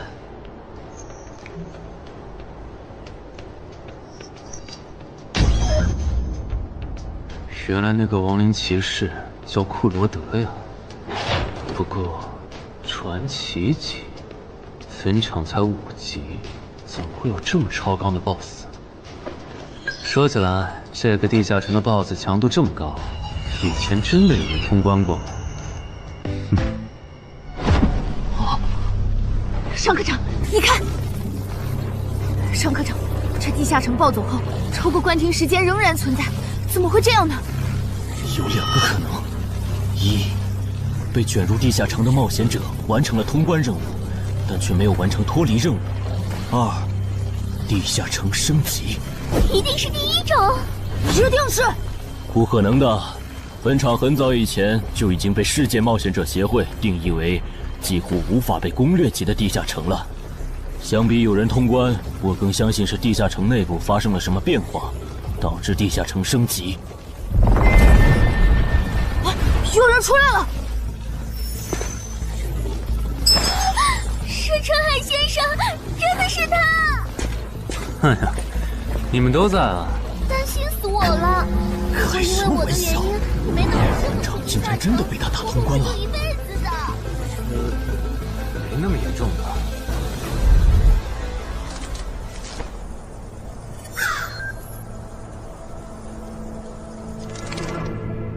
吴王，这是你驻守坟场以来第一次主动觐见吧？库罗德，你知不知道，就在刚刚，你成为了全球首个通关坟场的冒险者。首通？我？对，你要火了。坟场这个地下城虽然等级很低，但是在冒险者圈子里很有名气。你首通的经历应该会吸引到很多资本和散人工会的招揽，当然，也包括官方。啊，所以现在是招揽环节？是的，你在女妖之森和坟场的表现已经充分证明了你的潜力。像你这样的超级新人，整个冥省1年下来也不会超过10个。作为云霄市地下城负责人的我，当然不可能错过。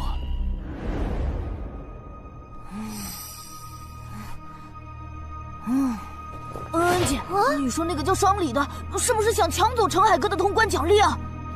要不然他为啥要拉着陈海哥单独谈话？应该不至于吧？我可不会那么没品。而且5级地下城的通关奖励，我根本看不上，好吗？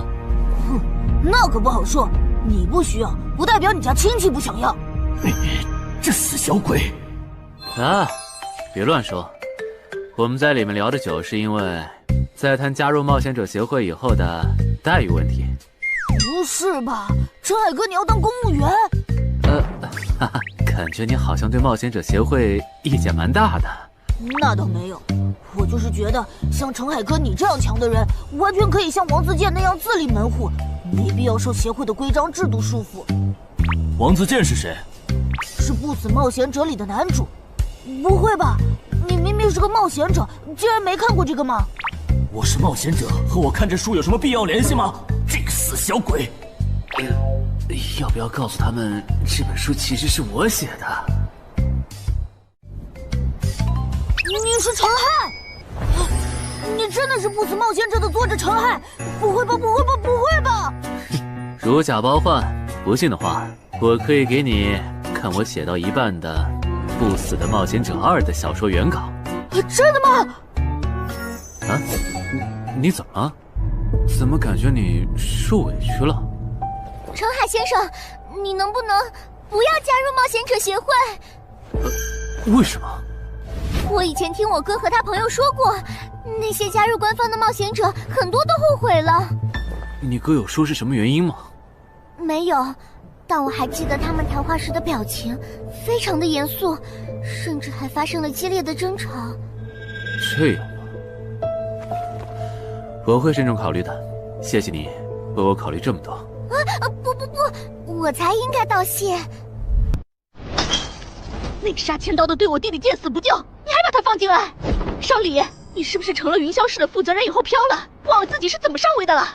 我没忘，我请他进协会不是为了护着他，他通关的地下城很特殊，过不了几天他就会被财团或大工会拉拢，好多事就不好办了。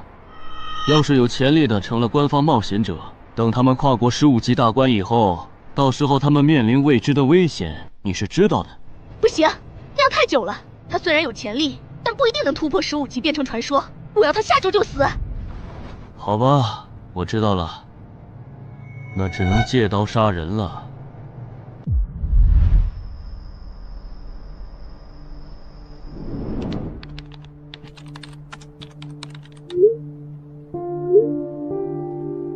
坟场，这个地下城的情报不是早就挖无可挖了吗？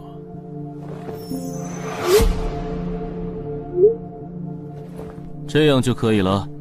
你确定？5级地下城的首通奖励对普通人来说不算什么，但对6到10级的通缉犯来说那就不一样了。要是澄海的情报到了黑市，不出3天，闽粤2省的通缉犯都会跑到云霄市，这样就能给你弟弟报仇了。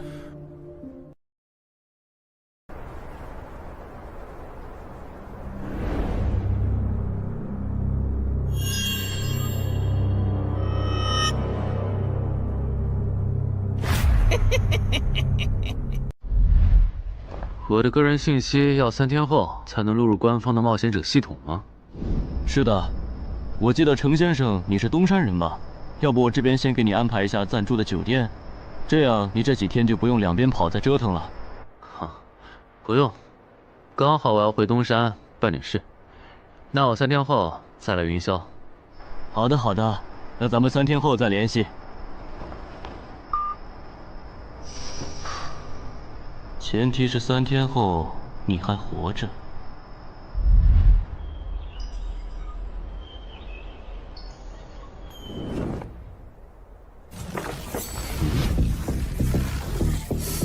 几天没见，怎么感觉这个地下城入口变得更大了？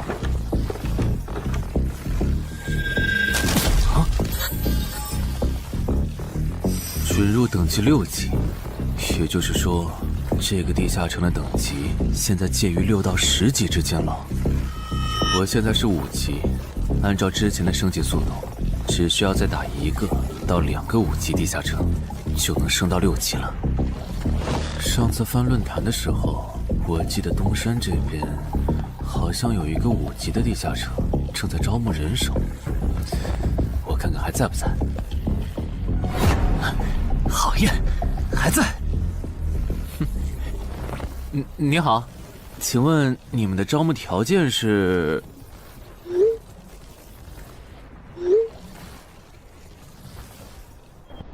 黑市金币？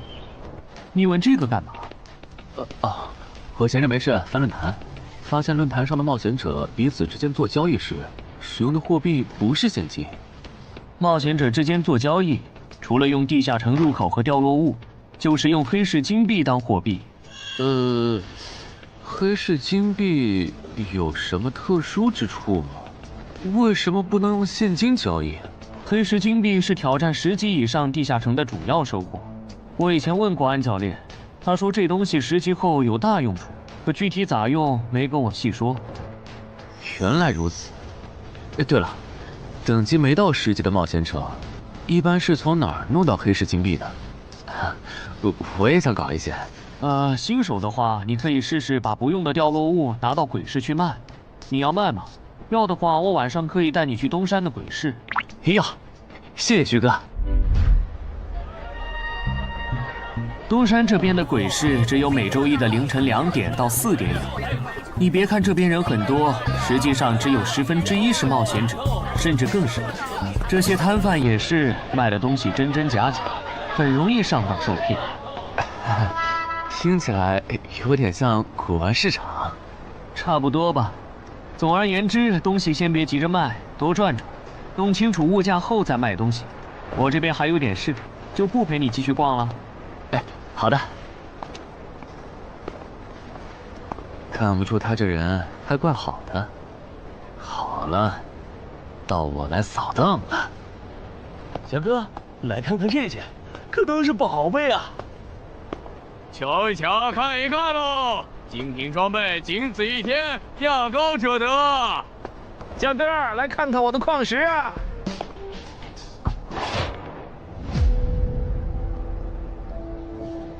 看他求购的内容，这个人想要攻略的地下城，该不会是女妖之僧吧？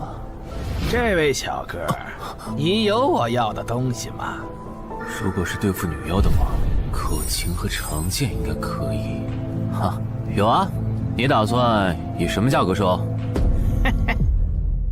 我得先看看货，货好，价格都好说。要看货，你得等我半个小时，我回家拿去。那你得快点，如果在这期间有别人卖我要的东西了，我可就不收了。哼，知道了，都在这里了。这个口琴确实可以吸引女妖，我可以给你6枚黑市金币。Nice。至于这把剑，这剑携带圣化属性，对邪恶生物伤害加2点，能够有效攻击女妖。哦，有点意思。爷爷，你这把剑我可以给你8枚黑市金币，咱们加个微信吧。之后我这边如果再有需要，交易起来也方便。好啊，加好了。慢走啊！赚大发了！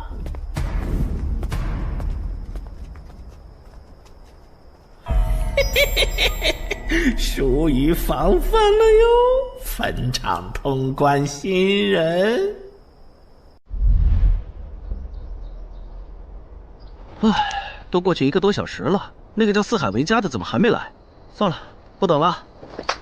各位新老朋友，大家好，我是5级哥布林地穴地下城的入口拥有者搬砖小 C。我左手边这位是协会冒险者林女士。哟，本次攻略已在官方备案，大家可以不用担心秃鹫的问题。这边的3位大叔和我组队过3次，是实力和人品都很过硬的老手。这小子怎么每次都这么磨叽？然后是本次行动的金主，目前还是普通人的王老板。大家好，鄙人姓王，是东山地产的经营者。最后是新朋友，爱写作的东山市民和今天也很闲鱼呢，他们都是3级以上，可以胜任后援工作。大家好。怎么这些人都喜欢在公园集合呀？上次的师傅秃鹫事件后，我都快对公园有心理阴影。大家都互相认识了，接下来请随我前往哥布林地穴的入口所在地吧。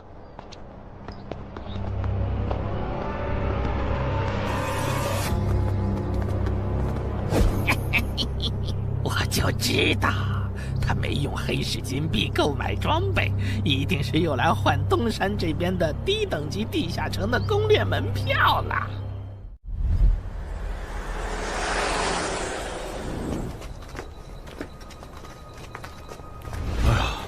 那个还要走多久啊？啊，快了，入口就在前面。小三，这入口你是怎么发现的？这也太偏了。不是我发现的，是本地的一位驴友发现，然后卖给我的。真的假的？这年头还有发现地下城入口以后自己不攻略，反而拿去换钱的傻子？因为哥布林地穴对新手来说太难了，当时发现这个入口的驴友不止1个，但最后完成脱离任务活下来的就只剩下1个人了。人家已经是冒险者了，这地下城在开放期又攻不下来，还不如卖了，换点能用的东西，剩下的钱分给死去同伴的家属，这选择挺合理的呀，不是吗？合理是合理，但我觉得事情应该没那么简单。喂，你这人真是的，咱们都合作好几次了，你还怀疑我？到了，形状、颜色、大小完全一致。没错，这个就是5级的地下城，风险评估过了，可以进。讨厌，这一下你放心了吧？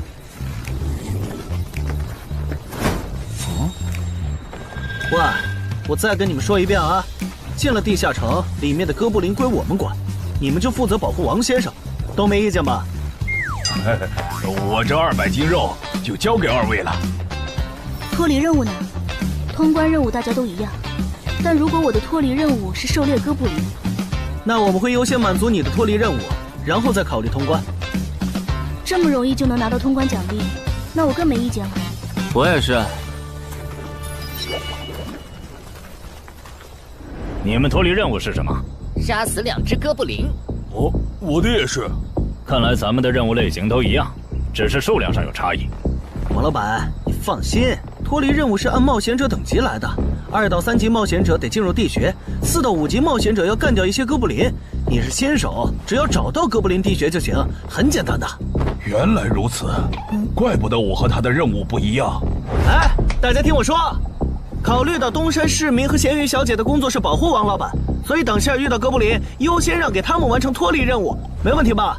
没问题。那好，咱们出发。只用交手就行了，感觉也不难呐。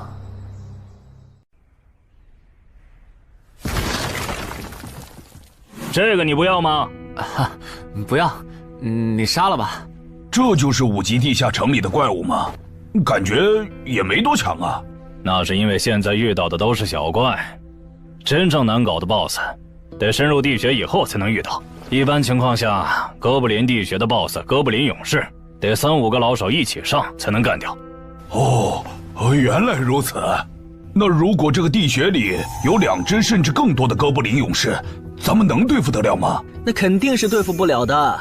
不过一个哥布林部落只会诞生1只哥布林勇士，目前全球就1对冒险者遇过双胞胎哥布林勇士，这种小概率事件，咱们肯定碰不上。哦，那我就放心了。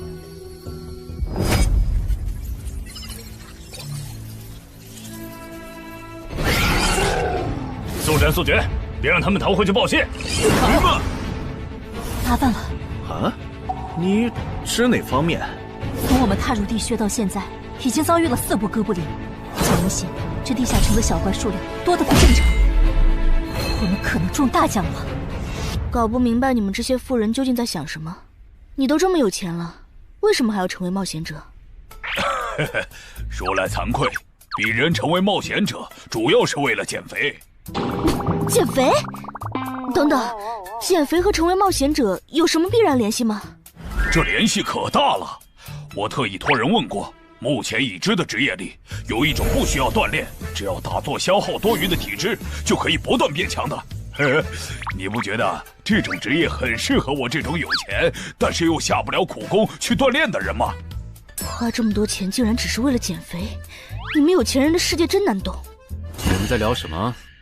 嘿嘿，能让我也加入吗？哦呦，连锁子甲都准备了吗？程先生真专业。你之前进地下城的时候也穿的这一套？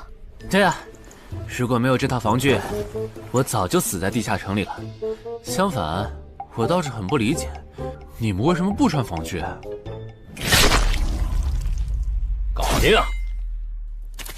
换班了，下一波哥布林你们手里。行，接下来我们负责打头阵。评分机制，你不知道吗？在地下城内借助的外力越小，完成任务后得到的结算评级就越高。原来还有这种设定吗？我说你的脱离任务咋比我简单？原来是靠全副武装过了地下城。我看你到现在也没有几个有用称号，说白了，你就基础属性等级高些，跟新人比也强不到哪儿去。其实难搞。虽然知道野队不靠谱，但是没想到会这么不靠谱。8人组里竟然有2个新手要保护。你们3个等会儿再聊。拦路的哥布林小队已经清理掉了，可以继续前进了。好的。怎么有3个岔路？正常的5级地穴不是最多只有2个吗？看来我之前的担忧没错，咱们遇到了 bug。这是还不能透露给大众的地下城情报。平均每50个低等级地下城就会有一次实际挑战难度比当前等级高，甚至高很多的特殊情况，也就是 bug。bug 主要分3种情况，第一种是小怪数量的提升，第2种是 BOSS 数量的提升，第3种是 BOSS 强度的提升。比如我们现在遇到的，按照他这个说法，就很接近第1种。我之前经历的地下城，好像多多少少都有点问题。请问，出现 bug 的地下城，结算奖励会比平时多吗？这个要看地下城的实际攻略难度提升了多少。听说运气好，能出14、15级冒险者都眼馋的宝贝。所以，我们如果继续深入，可能会遭遇更多的哥布林。是的。听起来有点危险呢。要不这次就算了，咱们回去吧。反正我也成为冒险者了。不能回。这个地穴的哥布林数量虽然变多了，但 BOSS 的强度没变化呀。我们只要把 BOSS 解决了不就行了？只要速战速决，在大多数哥布林发现我们之前，找到并杀死这个地下城的 BOSS， 其实和正常通关没多大区别。BOSS 的强度没变化，只是你的猜测。要是 BOSS 强度大幅提高，无法快速击杀，等他的援兵一来，咱恐怕就得被困死在这地下城了。所以就要放弃啊？这点风险都不肯担，那还不如尽早转职当后勤算了。这是一点风险，情报不足就去挑战等级比自己高的地下城，简直就是找死。那个，要不这样好了，咱们举手表决，想要继续的留下，想退出的就原路返回。这主意行，两不耽误。来去自如，这你满意了吧？现在开始举手表决，要留下的举手。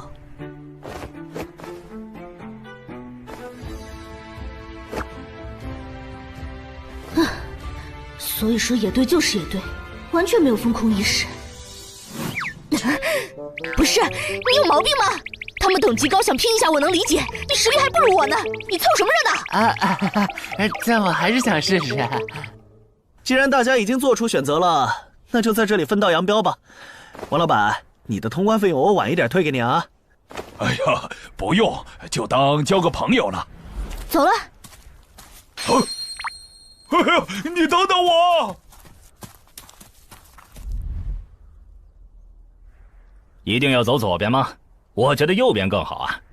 那就猜拳，谁赢了听谁的。要是平局怎么算？靠谱吗？这两人平局就走中间呗。我怎么感觉上贼船了？石头，剪刀，哦！好耶，我赢了！哎呀，早知道出剪刀了呀！可恶！等下 BOSS 出来了，你不用上，你就负责清小怪，别让哥布林打扰我施法。没问题。那个，你为什么那么不看好他们呀？这个地下城真的有那么危险吗？你怎么知道我不看好他们的？啊，我毕竟是做生意的嘛，基本的察言观色还是会的，所以，我选择退出主要是因为这个称号，它的效果是为佩戴者指出前方的危险。之前的地穴，我就靠它发现地穴深处有俩能要我命的家伙。我听了官方冒险者给的消息，我认为这个入门级地下城是少见的双 BOSS 地下城。一般单 BOSS 地下城要3到5个同等级冒险者才能打通，那双 BOSS 的话，咱们这点人肯定不行。你信不信？我要是跟他们把话说开了，明天情报商人那儿就会有我和我这称号的情报。为啥要我牺牲自己的利益去拦着他们作死？大家又不熟。再说了，作为临时队友，我在保证自己安全的情况下，都尽力劝他们了，不听那是他们的事。那你为什么肯和我说这些？你不用担心，我不会害你。你又不在冒险者这行混，没必要为点情报费招惹我这种有潜力的人。说出来也没啥。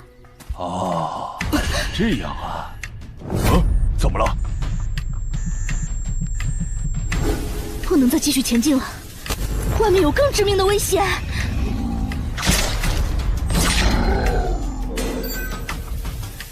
2级速能法术，烈焰爆！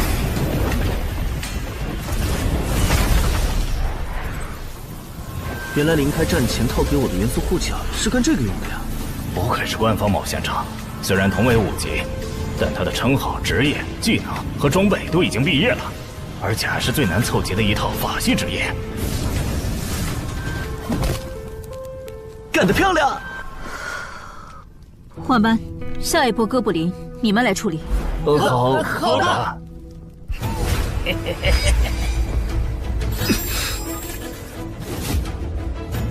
啊！你们看，那是不是 BOSS 啊？怎么感觉有点不太一样啊？应该不是吧？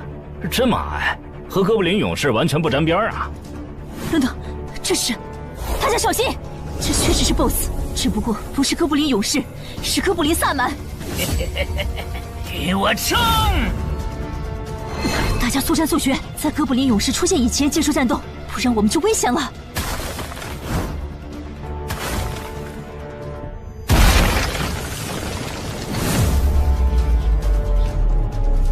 开什么玩笑？哥布林怎么也开始讲战术了？这地下城到底发生了什么？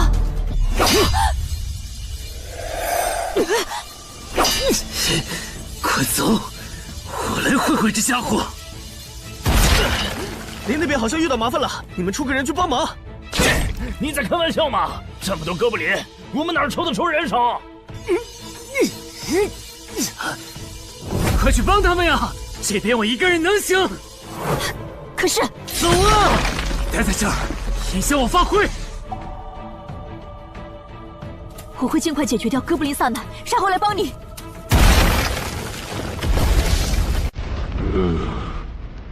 可不，现在没人能打扰我们了。来。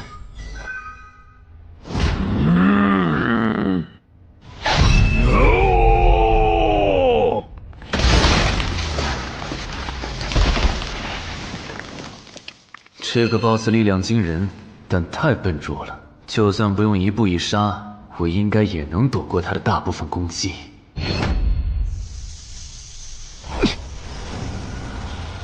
说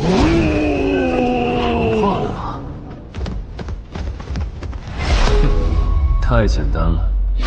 虽然你同化后的速度和力量涨了，可出招没个计划，反而更容易躲了。所以，这就是5级地下城 BOSS 的强度吗？说实话，有点扫兴。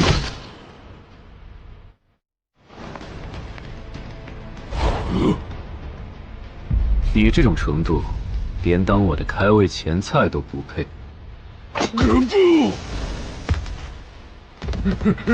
可不！连死战到底的勇气都没有吗？这样看，我以后不用对5级地下城抱有期待了。这个地区到底还有多少哥布林啊？再这样下去，我可顶不住了！再用一次那个火焰魔法！你以为我不想吗？这个哥布林萨满一直在用低级法术看让我施法。等一下，通关任务怎么完成了？我的也是。石头山市民解决掉了哥布林勇士，大家再撑一下，他等下应该会来支援我们。我看不见得，他既然已经完成了通关任务，就没有理由再回来冒险。那咱们也撤吧，反正通关任务已经完成了。不行，如果我们不能一鼓作气杀死哥布林萨满，那撤退的路上我们会被他们耗到死的。您说的对，现在还不能撤，大家顶住！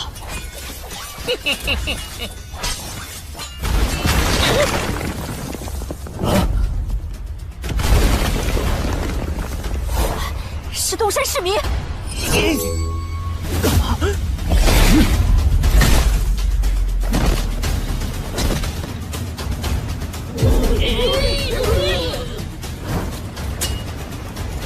你从哪儿找来的大佬啊？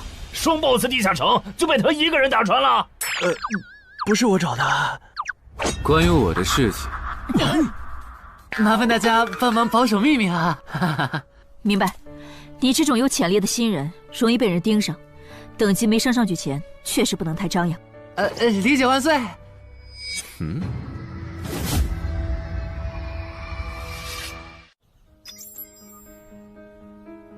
不能出去，外面有更致命的危险。啊，更致命的危险？就是有一个危险程度远比双 BOSS 大的冒险者守在外面，我们出去就会被杀。那怎么办？回去找其他人，说服他们一起抱团冲出去。啊！你们竟然把2个 BOSS 都杀了！这俩可都是他一个人干掉的，我们都没出多少力。怎么是他？我之前明明用称号确认过，他威胁不到我。等等，你怎么知道这个地下城有2个 BOSS 的？难道你刚刚一直躲在我们身后偷看？那倒没有，在你们遇到 BOSS 以前，我们就已经走到出口了。之所以知道这个地下城里有2个 BOSS， 是因为我的这个称号，他能帮我找出前面对我有威胁的存在。我就是靠他才知道这地下城有2 BOSS 的。不是吧？你有这么好用的称号，你之前不提醒我们？我是没有直接提醒，但我有劝过你们不要继续深入地穴吧。那你为什么又折返回来？因为出口那边有一个比双 BOSS 更强、敌意更浓的高等级冒险者在堵门。外面有高等级冒险者在堵门，你确定？确定。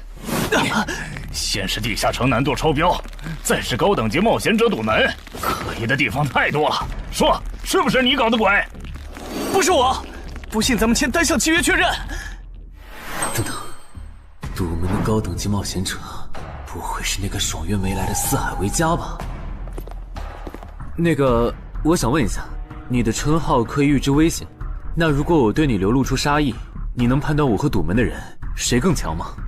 能。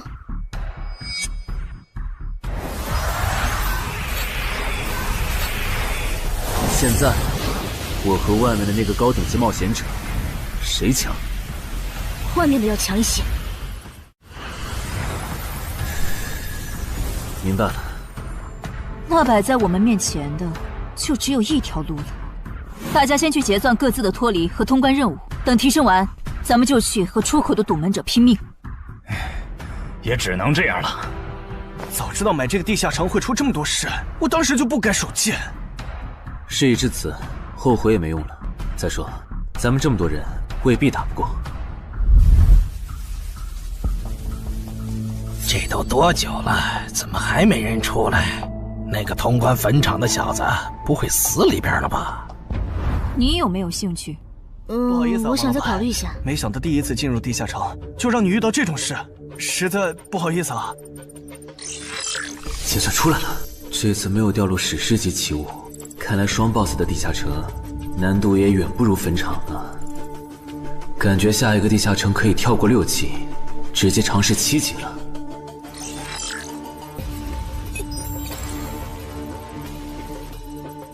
不算置死地而后生的话，能在一会的战斗中派上用场的，应该就只有扮猪吃老虎、奇迹生还者与传奇过招、自适应、暗行艺术和守护者。与传奇过招这技能比置死地而后生差点，能让我状态拉满，但要扣4力量、4敏捷、2感知。至于暗行艺术，应该是和扮猪吃老虎搭配，靠扮猪吃老虎走到目标的视野盲区，然后换暗行艺术逐渐接近目标，最后再切到置死地而后生，从而打出完美的偷袭。至于守护者，最合理的应该是依靠与传奇过招的感知加2，提前确定目标的下一步动作。要是目标跑去攻击别人，就切换称号守护者去阻拦他。围绕这2个称号展开的战术，感觉都还可以，但如果硬要选一个，还真不太好选。先瞅瞅新得的职业技能和奇物有啥效果，再决定下一步。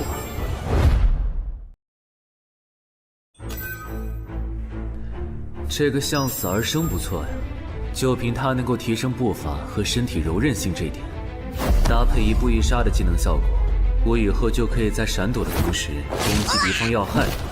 好技能啊！还有这个假死技能，考虑到在现实世界，冒险者死后是不会产生掉落的，我完全可以利用这个技能装死，然后找机会偷袭反杀，兵不厌诈。只要那个堵门的不是脑子有毛病，非得跟尸体较劲，我就能狠狠地阴他一把。当然，这是万不得已的选择。要是可以的话，我肯定想光明正大的赢。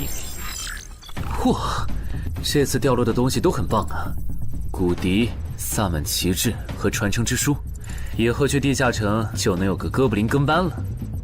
而且这个哥布林的秘药搭配上骨笛，运气好的话，能拉来一只哥布林勇士当打手。保险起见，我就不继续囤升级券了，先把战斗力拉到最高再说。我目前持有的奇物中，等级最高的就是这家伙了。把奇物升级券用在他身上，肯定是最优解。就这样，对传奇亡灵库罗德的头盔使用奇物升级券。只能升到史诗级。那算了，先用装备熔炼炉把这几个用不上的给熔炼了，看能出什么好东西，再决定奇物升级券用在哪儿。不是装备型的奇物不能熔炼吗？那我手里没用的装备，估计也熔不出啥好东西。没办法了，用奇物升级券提升被污染的名剑吧。使用奇物升级券。好酷的剑！头盔和武器确定了，那装备祈愿券就用在防具上吧，正好替换掉我买的锁子甲。厉害！这套铠甲穿起来比我之前用的锁子甲还轻便。东山市民，你那边完事了吗？差不多吧。你们整理完了吗？完事了，再给你们上一轮 buff，就可以出发了。你的装备好酷啊！这些都是你在这个地下那再等我一下，我招个怪物随从。啊！喂，别无视我呀！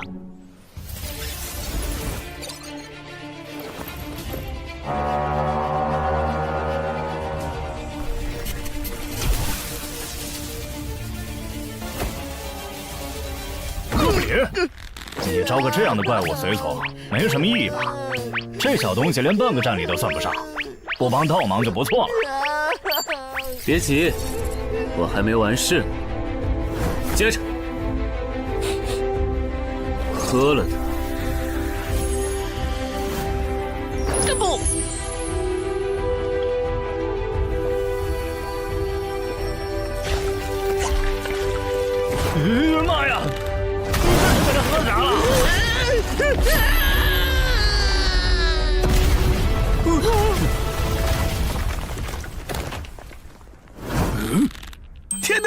就变成 BOSS 了。那边有适合你的衣服和兵器，自己拿吧。你的随从不会失控吧？毕竟是 BOSS 级别的哥布林。不知道，不过你可以让他用称号看看这只哥布林对我们有没有敌意。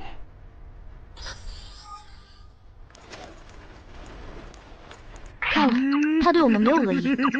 那就好。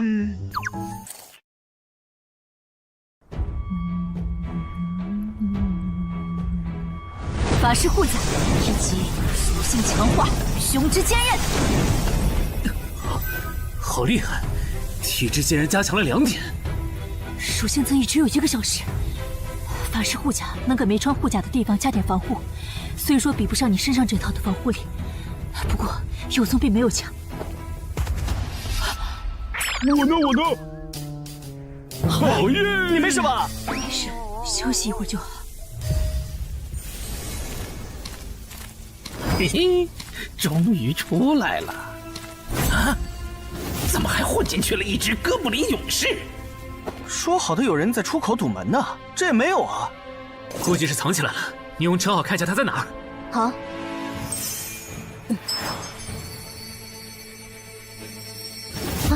找到了，他躲在1点钟方向最粗的那棵树后面。大家小心，他在入口前面放了很多捕兽夹，注意别踩到了。捕兽夹？哪里有捕兽夹？有探查类的称号吗？真是够讨厌的。原来是他，这么一来就全明白了。女妖之森冈通关，他不去那儿的黑市买通关物资，却来东山碰运气，肯定有猫腻。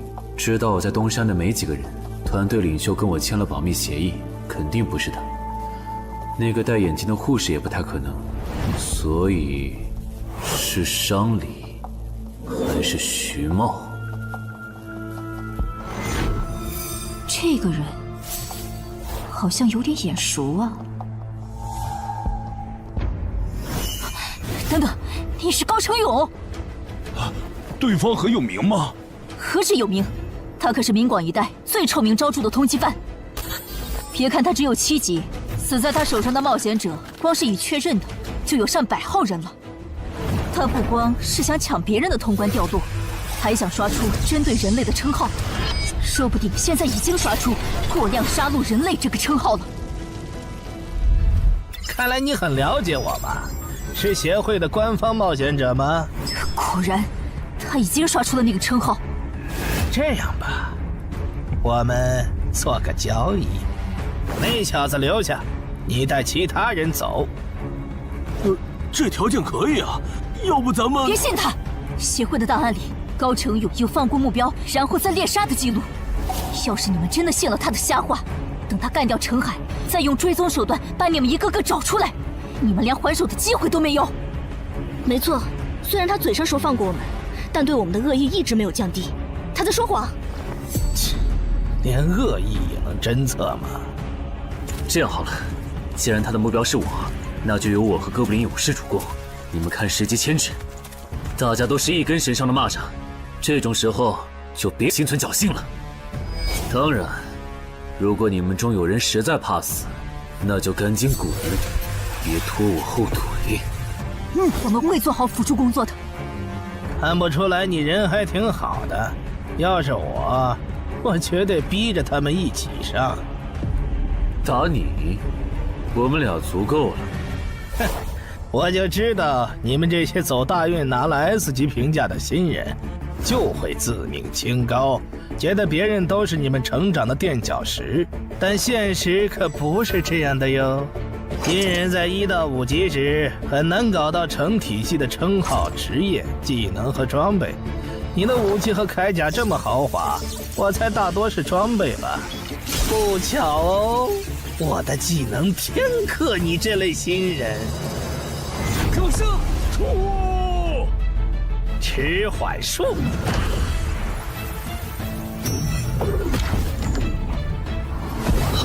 速度变慢了。这你慌，迟缓术可不只是速度变慢而已。遇到使用长镰这种冷门兵器的我，配上了迟缓术的我，也根本接不住你的招。你是这么想的吧？很遗憾，如果你就只有这点东西的话，那很不幸的告诉你，今天你踢到铁板了。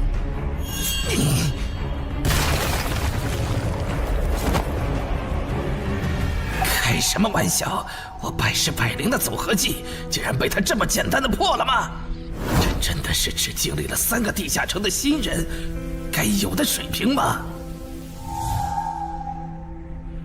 嘿，那个高成勇也没有你说的那么厉害啊！一上来就被陈海大佬没收武器了，感觉陈海大佬都用不上咱们了。不是高成勇不厉害，是陈海太强了。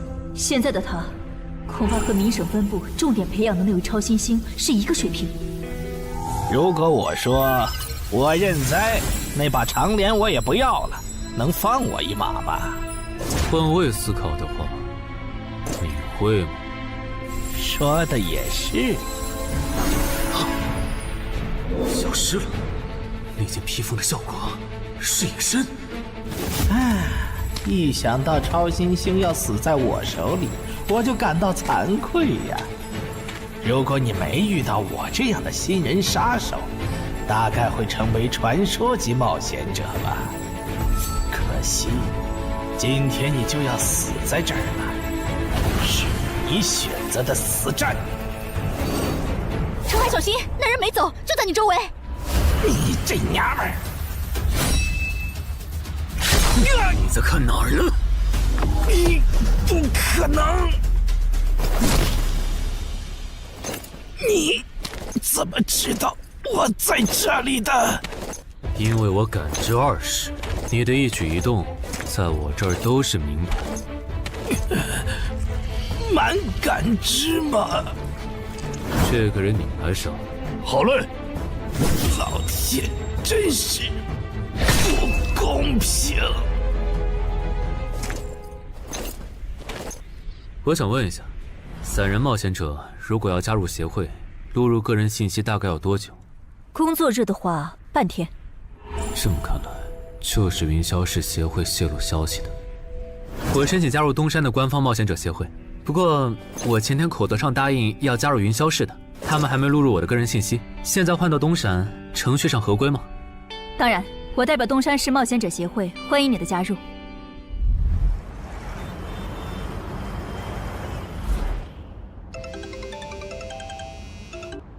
喂，我考虑了一下，还是决定不成为云霄市的官方冒险者了。为什么？你的个人信息明天就能录入进系统了，怎么又变卦了？因为我刚刚除掉了一个 A 级通缉犯，叫高成勇。东山的冒险者协会知道后，邀请我成为本地的官方冒险者。这样嘛，也挺好，成为家乡的官方冒险者，做事会更方便一些。对，我也是这样想的。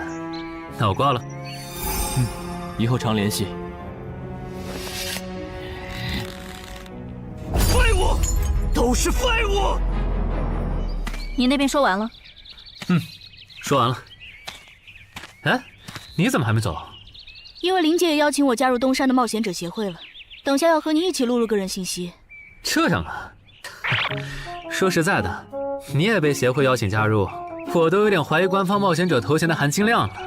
我不就是在地下城的时候嘴了你几句吗？至于这么阴阳怪气吗？小心眼！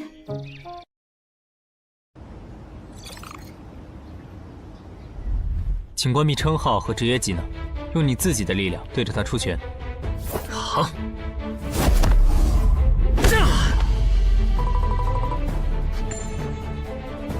不愧是官方，测技术属性的工具比变身馆的强太多了。12点，那我呢？他们测完了吗？测完了，他的力啥玩意儿都是12。17点，只有12吗？这跟他之前的表现差太远了，我以为他至少14甚至15呢。只有12点却能杀掉9级的高成勇，主流的职业称号肯定够大。等我激活了职业和称号，再测一次，肯定压过你。陈海先生，你的个人信息已经录入了，这是你的证件。这么快？特事特办，你可是以一己之力打穿了双 BOSS 地下城，还单枪匹马完胜高成勇。另外，6到10级官方冒险者每年得通关2次协会指定的同级地下城，不然就得从攻略组调走去情报或资源采集组，把时间花在身体塑造和实战训练上。半年通关1个地下城就行。没问题。还有就是，总部时不时会有借调任务，借调时你表现出色就有奖励，奖励能换协会里的称号线索、转职证书和奇物。不过一般只有9级以上的冒险者才会被借调，你暂时不用考虑这些。有一个问题。你说。称号线索是什么？称号线索是总结好的称号获得办法，你回去用证件 UID 登内网，看看协会称号图鉴里有没有你喜欢的。要是手里有没用的奇物或图鉴里没有的称号线索，就卖给协会，换自己想要的东西。了解。对了，你打算什么时候遣散你的随从？啊？不能在这边养吗？我这只哥布林骨笛是随机召唤哥布林啊，送回去的话，下次召来的可能就不是这只了，那我不就亏了一瓶秘药吗？这你不用担心，除非你的哥布林勇士在那边的世界战死，或者你打算随机召唤别的哥布林。原来如此。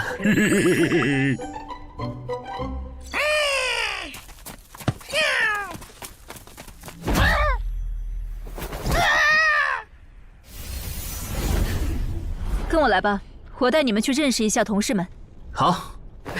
大佬好，我叫梁家坤，是东山这边的冒险者候补，目前的利米分别是。哎，你别每次见到厉害点的冒险者都跟报菜名似的，把自己的利米数值甩出来啊，这样很得罪人的。哎，有什么关系嘛？我的数值总不可能比澄海大佬的还高吧？不，你的就是比他高。你是东山这边的入口管理者？在东山专家级地下城没打通前，干不了入口管理者的活。好，所以入口管理者另有其人是吧？那他没来是因为在攻略东山这边的专家级地下城？那倒没有，他没来是因为在处理昨天突然涌入东山的通缉犯。据说好像是因为东山市出现了坟场的通关者，那些人都是奔着他来的。这样吗？坟场那个老手坟墓啊，哟，那可是出了名的 bug 级地下城，能产出奇物圣巨券。啊！你们这样看我干什么？我说错话了吗？你还没意识到吗？意识到什么？那个，我就是坟场的通关者。什么？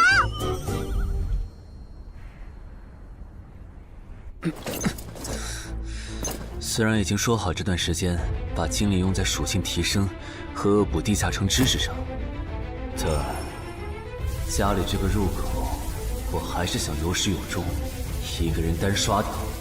我全力以赴的时候，大概相当于10级，完成脱离任务应该也没什么难度吧。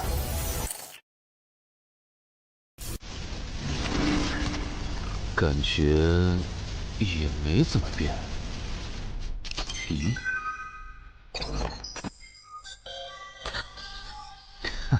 原来冒险者面板还能升级吗？那是不是等11到16级的时候，我的面板还会有变化？怎么感觉升到6级后的限制反而变多了？等升到11级，不会还来一些新的限制吧？就先这样，搞定。账号弄完了，让我看看这次的脱离任务是什么。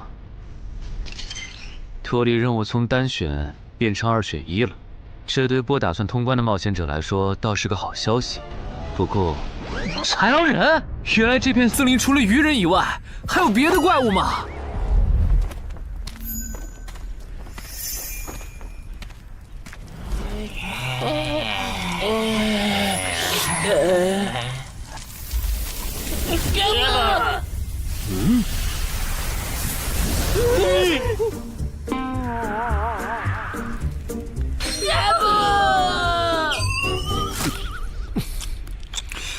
所以在你看来，那些豺狼人阴险狡诈，并且还特别喜欢欺负弱小，是吗？没错，就是这样。这不就一群森林恶霸吗？嘿，答对了。那这一次就不做和豺狼人有关的轮换任务了，先找到潮汐鱼人的孵化池，然后试试能不能通关。好了，我要问的问完了，你可以回去了。什么？我不要！你不想回去？是的。好吧，你留下来也行。好耶，好耶！但我先说好，这个地下城的挑战等级是7级，你悠着点。放心吧，我很强的。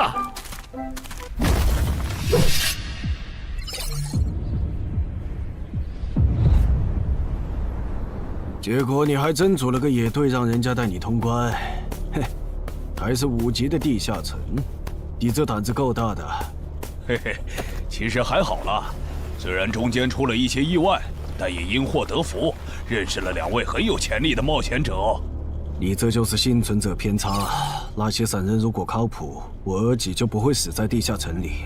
我知道，所以我是确认有官方冒险者兜底以后，才决定下去的。说起来，前几天的新闻我看了，你儿子的死好像不是意外。怎么可能是意外？我儿子下去之前，我给他准备了2件保命的奇物，可他还是死了。那2个弱鸡入口拥有者却活着。开什么玩笑！可惜那2个杀千刀的没撑到我出手，就栽在别人手上了。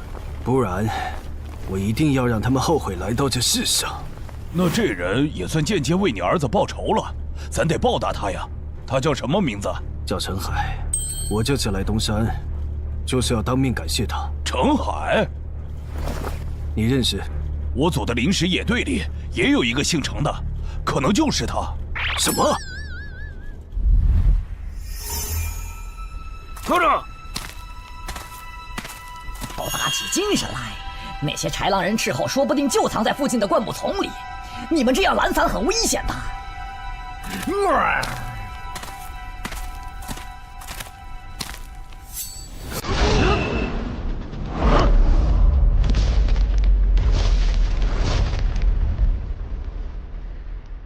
话说，你会说他们的语言吗？当然，需要我帮忙翻译吧？行不？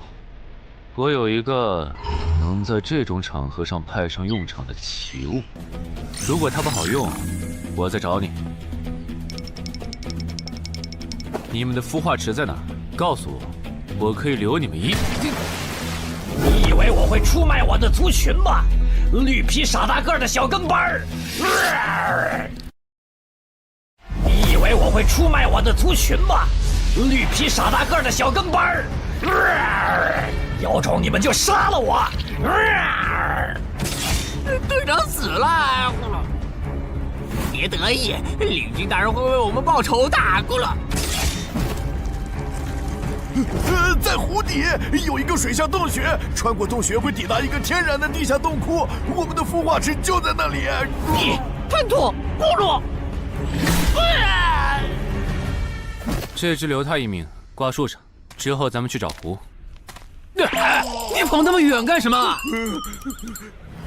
人类果然都不是好东西。那个冒险者很强。不好，是白战的霍格。去通知游击队，把湖里的鱼人引出来，给这个冒险者创造破坏孵化池的机会。好的，霍格老大。至于你，靠！这湖比之前用无人机航拍的时候感觉还大。得先找到水下洞穴，然后游好久才能到孵化池。就这要求，能把99%的冒险者都给淘汰掉。不过好在我有海之炎能水下呼吸，虽然不会游泳，但头盔里有库罗德水下战斗的经验。老大，我不会游泳，我可不可以先回去啊？你不会游泳？行吧，那我先送你回去。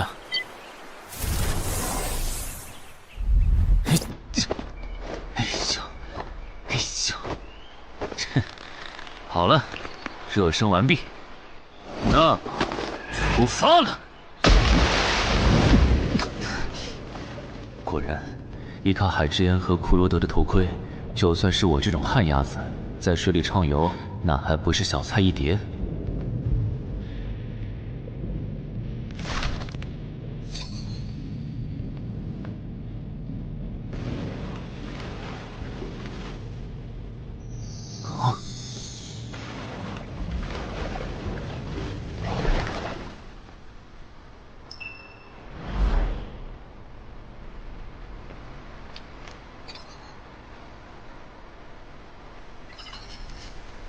常驻脱离任务完成了，看来这里就是鱼人的孵化池了。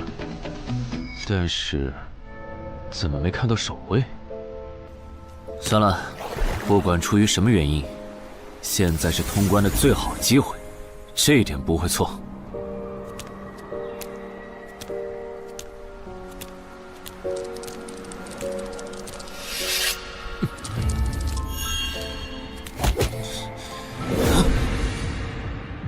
就一个咕噜，有点不够分呐，咕噜。都过去这么久了，竟然还有不知死活的笨蛋想要捣毁孵化池，咕噜。是啊，不过没想到的是，这次来的竟然不是豺狼人，而是人类啊，咕噜。原来守卫一直藏在上面了，1对4，他们应该不会给我穿装备的时间，用置死地而后生，速战速决吧。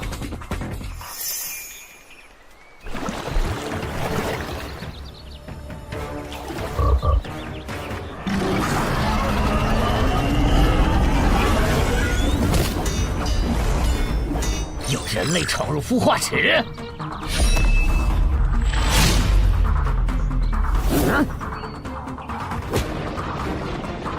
霍格老大，鱼人撤了，应该是湖里的鱼人哨兵发现那个人类冒险者了。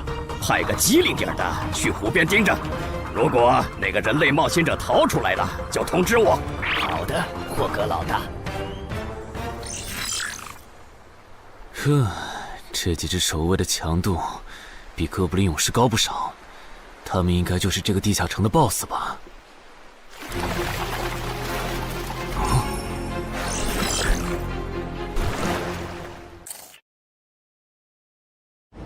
6到10级这个阶段的地下城 BOSS， 通常可以划分为团队增益型和个体高战型2类。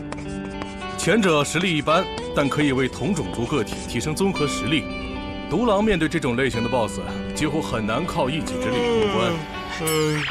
每次上我的课，你不是翘课就是打哈欠，怎么？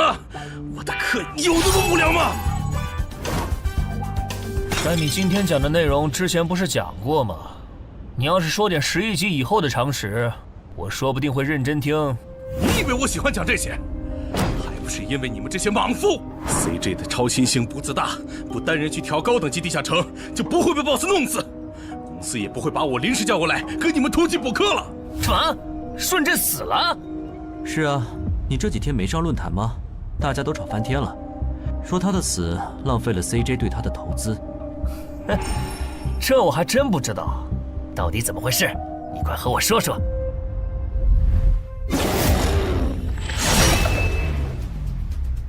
小心，这个人类是极其罕见的高感知个体，偷袭对他没用，大家一起上，咱们耗死他！那个鱼人 BOSS 什么情况？都被我杀了这么多精英鱼人了，他怎么还在旁边观望？难道这些实力比哥布林勇士还强的鱼人，在他眼里都是小喽啰吗？这个人类的实力和霍格好像差不多，好在他是一个人来的，可以用数量耗死他。这样的杀戮速度，等精英怪把他体力耗得差不多了，剩下的精英种恐怕也没多少了。到那时，霍格如果察觉到我方兵力空虚的话，恐怕……算了，还是冒一点险吧。终于感到心疼，要亲自出马了吗？奇迹生还者，等这一刻很久了。邻居大人小心，这个人类冒险者和霍格一样强。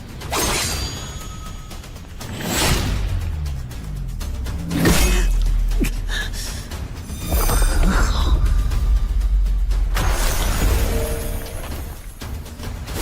邻居大人，别管我，他伤得更重，还不擅长水下作战，就算没我帮忙，你们也能轻松杀掉他。把脑袋给我带回来。是，领军大人。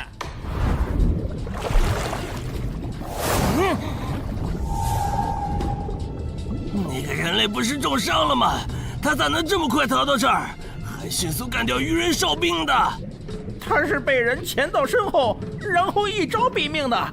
那个人类很擅长水下作战，所以领军大人的判断可能是错的。什么？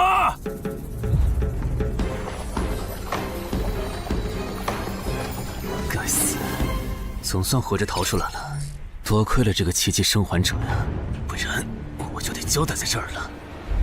果然和我预想的一样，那个鱼人 BOSS 沉不住气，要是他再晚点，我就会被耗死了。怪不得团长说，独狼到了更高级的地下城会越来越吃力。一挑多肯定没胜算呢，看来我还是得找些厉害的队友了。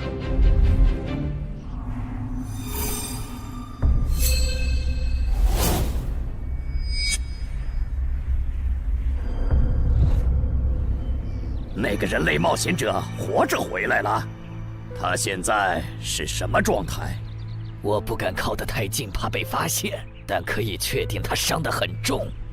嘿嘿，重伤的冒险者嘛。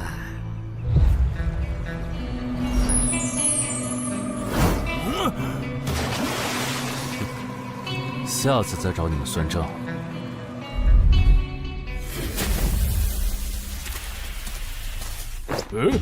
已经结束了。失败了，孵化池里的鱼人太多了，我一个人杀不完。我刚才翻了下你们的传承之书，如果你的战斗累积到一定场次，会升阶为更高等级的百战哥布林。以后你就用这把剑斩杀和你实力差不多的地下城怪物。等你成为了百战哥布林，这剑对你没啥用的时候再还给我。那您用什么？哼，我用这个。啊，对了，你以后得练一下游泳了。后面我还要再打一次这个地下城，到时你得出力。好吧。这一定是豺狼人干的。激活技能，与死亡共舞。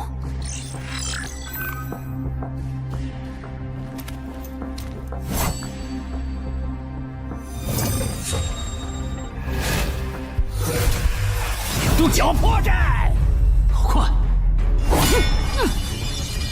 切！豺狼人，还好为了以防万一，把感知拉到20，不然刚才这只豺狼人就得手了。切！这个人类不是受重伤了吗？可他刚才的动作根本就不是重伤之人能做出来的。他不会是在钓鱼吧？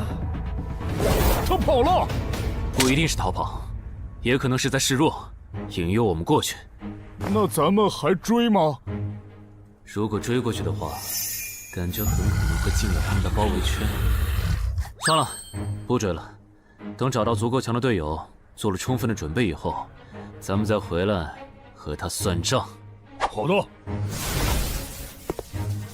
哎呀，没想到6到10级的地下城的难度会比5级的高那么多。下次得提前掌握好情报再去通关，不然风险确实太大了。吃任务结算呢？哼，说起来，这一次我虽然没有通关，但宰了那么多鱼人，怎么说也该有个 A 吧。水枪过敏怎么了？不对，你怎么知道我水枪过敏的？还有啊，我是人，你给我一袋动物口粮是什么意思啊？就算他吃不完，这会难吃。什么？他加入东山的冒险者协会了！你给我站住！你当初是怎么信誓旦旦的跟我说他死定了的？连高成勇都栽在他手上了，我能怎么办？听你这意思，我弟弟的仇你是不打算管了呗？哼，也是，你已经靠我爷爷成了云霄市入口管理人，上了岸的你哪能冒着被革职的风险对隔壁市的超新星下黑手呀？我真是看错你了，早知道爷爷当初留下来的资源就该用在周德身上。干什么？转手我爷爷留下来的遗物啊！我弟弟死了你不帮忙，那我就把你想要的遗物给能给我报仇的外人了。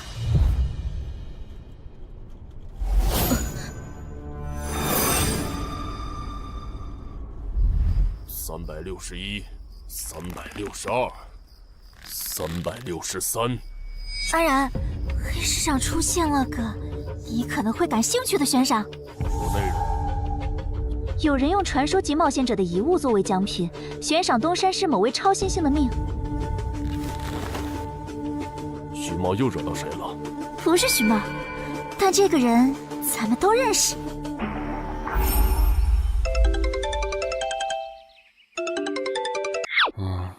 喂，陈海哥，你被人盯上了。我知道呀，这问题不是已经解决了吗？这次不一样，有人在网络黑市高价买你的命。哎呀，你别不当回事！发出这则悬赏的人出价很离谱。我哥说，如果不是你救过我，他说不定也要分一杯羹。具体怎么回事？你再详细说一下。就是我哥他们在网络黑市上看到，还真有你的悬赏。能查出来是谁发的吗？不用查，就从这则悬赏的报酬反推，发出者大概率是已故的传说级冒险者周建明的直系亲属。你怎么和他们结上仇的？他们为了你把遗物都掏出来了。不知道，我都没听过这个人。行吧，那我现在联系老大，让他说服对面撤掉这则悬赏。如果是误会的话，看能不能让老大组个局帮你澄清一下。好的，那拜托了。对了，这几天你就待在协会吧。传说级冒险者的遗物一定会吸引很多人铤而走险。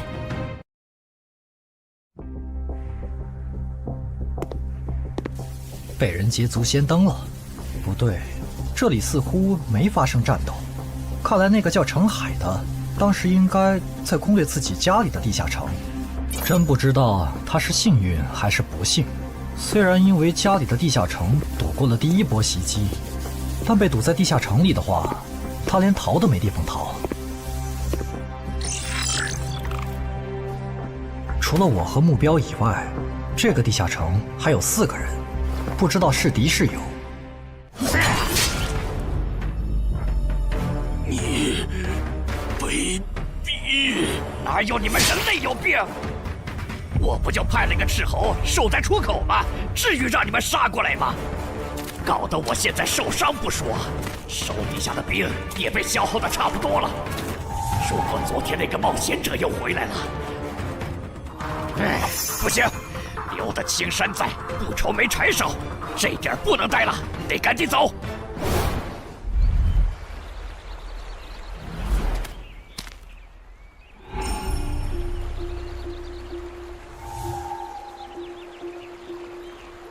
3个猎人，也就是说，目标那边顶多只有1个同伴吗？这么看的话，这个游戏变得更有意思了。安教练，你找我？对，程海被悬赏的事，你知道吧？知道。那正好，你给程海打个电话，如果他不知道自己被悬赏了，随便挑个6到10级地下城，邀请他和你一起打。剩下的不用我说，知道该怎么做吧？徐茂打过来的，肯定因为悬赏的事，不知道他是来提醒我的，还是来试探我的。哎呀，算了，还是不接了。反正家里地下城入口这次肯定是暴露了，要是之后问起来，我就说在攻略家里的地下城。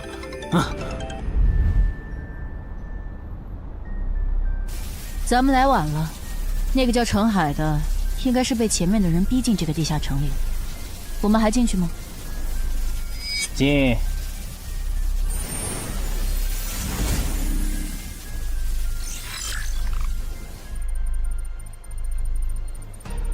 又进来2个人。等等，这个轮换脱离任务怎么变得无法完成了？难道说这个地下城的精英豺狼人已经被杀到不足5匹了？你好，那边的人让我问你，要不要一起开个会？那边的狂战士好像有事要跟咱们商量。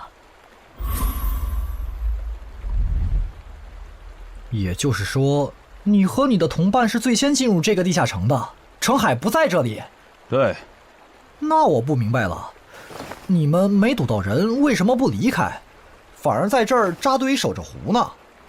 因为我同伴的主职业是海兽祭司，他因为职业特性的原因，发现这个地下城刚刚诞生了一只英雄级鱼人，他想趁着对方还未成长起来，和他签订主仆契约。那你们呢？你们为什么不去做轮换脱离任务？因为我们进入地下城用无人机找程海的时候，只发现了守在湖边的他。等我们赶过来以后，他既不承认程海在湖里，又不肯交代他守在湖边不走的理由，那我们能怎么办？只能陪他在湖边耗喽。这不能怪我呀，我总不能说我的同伴下水了，但我不会游泳，只能在岸上等他吧。你这家伙！啊，我怎么了？先等一下，你们的事情我大概了解了，但这应该没有商量的必要吧？有必要。刚刚我的同伴死了。啊？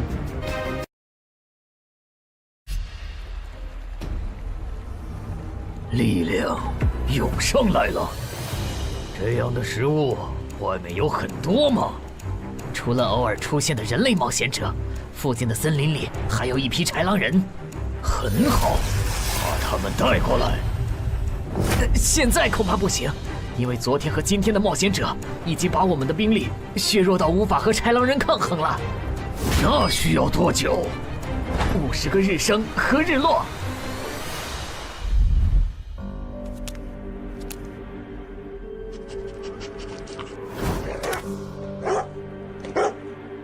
没想到独狼闪怒竟然死在了这个地下城。他不是一直这样忙吗？遇到克制自身的地下城，就会因为没有人帮他兜底而陨落。是这个道理，但这白痴为了断其他人的后路，单独猎杀豺狼人，结果把自己给玩死，是我没想到的。那我们之后怎么办？鱼人的孵化池大概率在水中，我们的职业和奇物都不适合在水下作战。完不成脱离任务的话，我们会被困在这个地下城的。这个地下城的最大挑战者数是15，除了我们和这个白痴以外，还有12个名额。只有其中有擅长水下作战或者能帮助我们完成脱离任务的，我们就能脱离。所以，回出口。我都说多少遍了，我的同伴是海兽祭司啊！这个职业的水下作战能力很强，以他的实力，不可能连逃回来都做不到。这个地下城绝对不正常。关键是现在要离开这个地下城，只能靠常驻脱离任务，这下麻烦了呀。回出口吧，排除掉那个搞崩了轮换任务的王八蛋，这个地下城还能再进7个人，说不定其他人里面就有能帮助我们完成脱离任务的。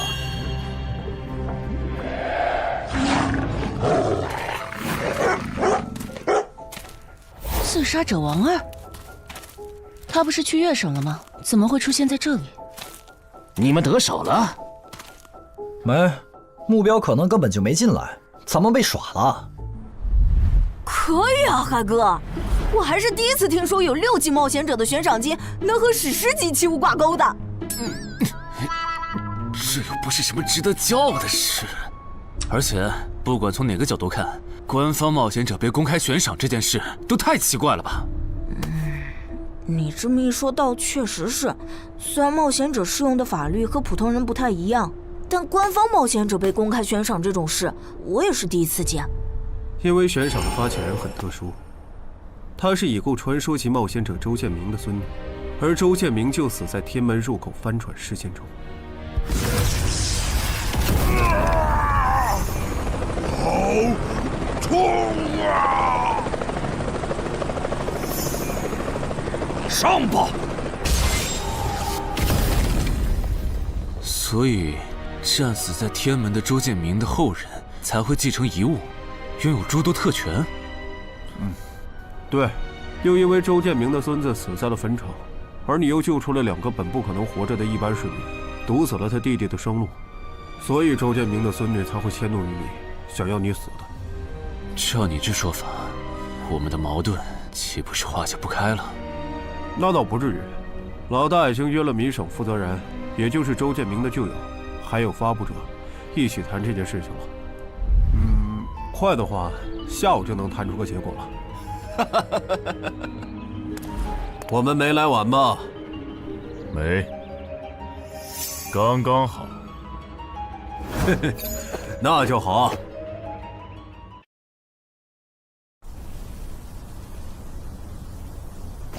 啥情况？怎么进不去？刚刚那个人还可以的，不会刚好到我就满员不让进了吧？我觉得我们现在得团结起来，一起完成任务。话说，你们找到陈海了没？他根本不在里面。啥？陈海不在这个地下城？脱离任务需要下水才能完成？对，本来轮换任务不用下水的，现在任务推进不了，只能等入口翻转以后再进去了。关键是这片森林里的物资，可能不够我们撑到入口翻转的那一天。那怎么办？有人的物品栏里带了足量的食物和水吗？我可以高价收。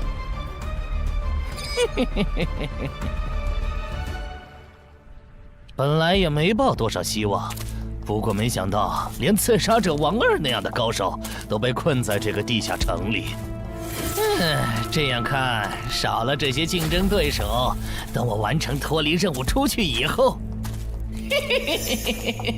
说不定真的可以燃制周建明的史诗级遗物了。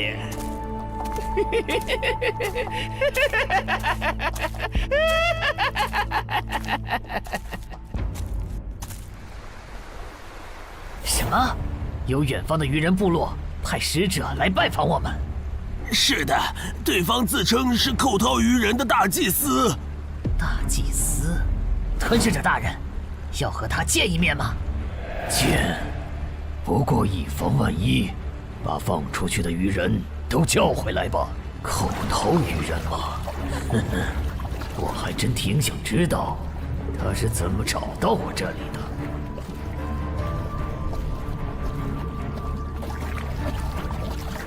领军大人答应见你了，跟我来吧。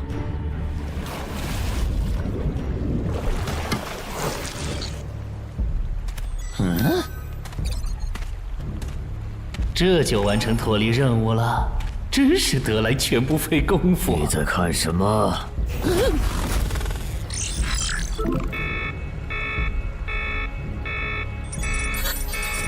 英雄级单位，7级地下城怎么会有英雄级单位？你在发什么呆？吞噬者大人问你话呢。别慌，他们看不到我的任务面板，只要找个理由搪塞过去。理由，有了。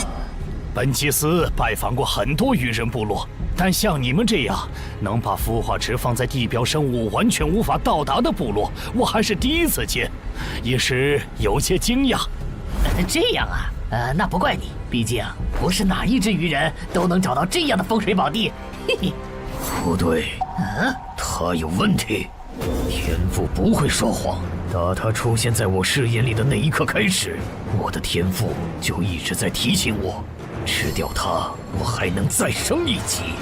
我的天赋是不会对同种族的鱼人同胞生效的，他根本就不是鱼人。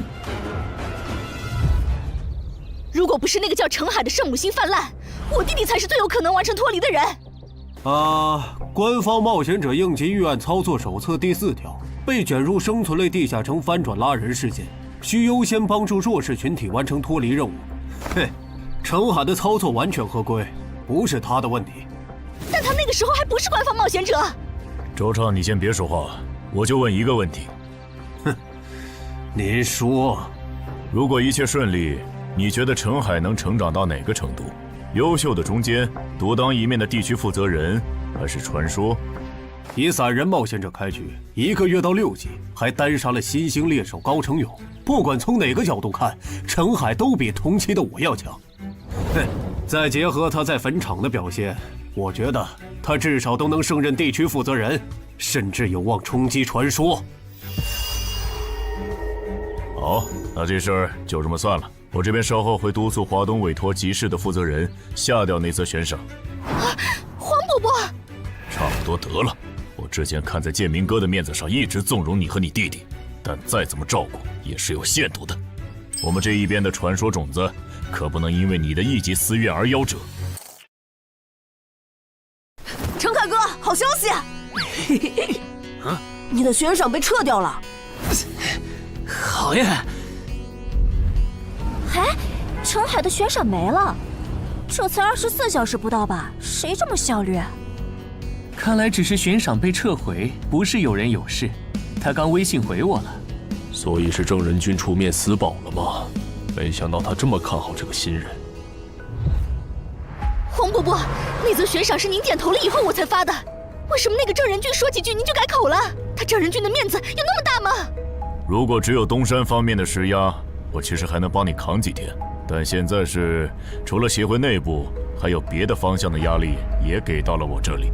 那个叫澄海的人脉比你想的要广。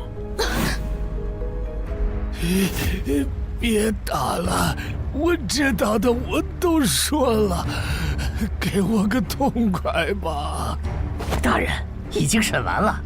哦，森林里有12名冒险者，实力和豺狼首领差不多。他们不擅长水下作战，不用担心会打过来。现在被困在森林里，无法撤离。森林里食物少，撑不到50天，有点意思。这位就是东山市的入口管理者邓仁君，你的事就是他出面说和的。谢谢郑哥，客气。虽然华东委托集市已经撤掉了针对你的悬赏，但保险起见，未来2个月你还是别出这栋楼了。外面指不定会有高等级通缉犯冒险来杀你，然后找悬赏发布者领赏。有道理，那我不出去了。等一下，那悬赏澄海哥的人呢？这种坏规矩的事儿，他难道就没有处罚吗？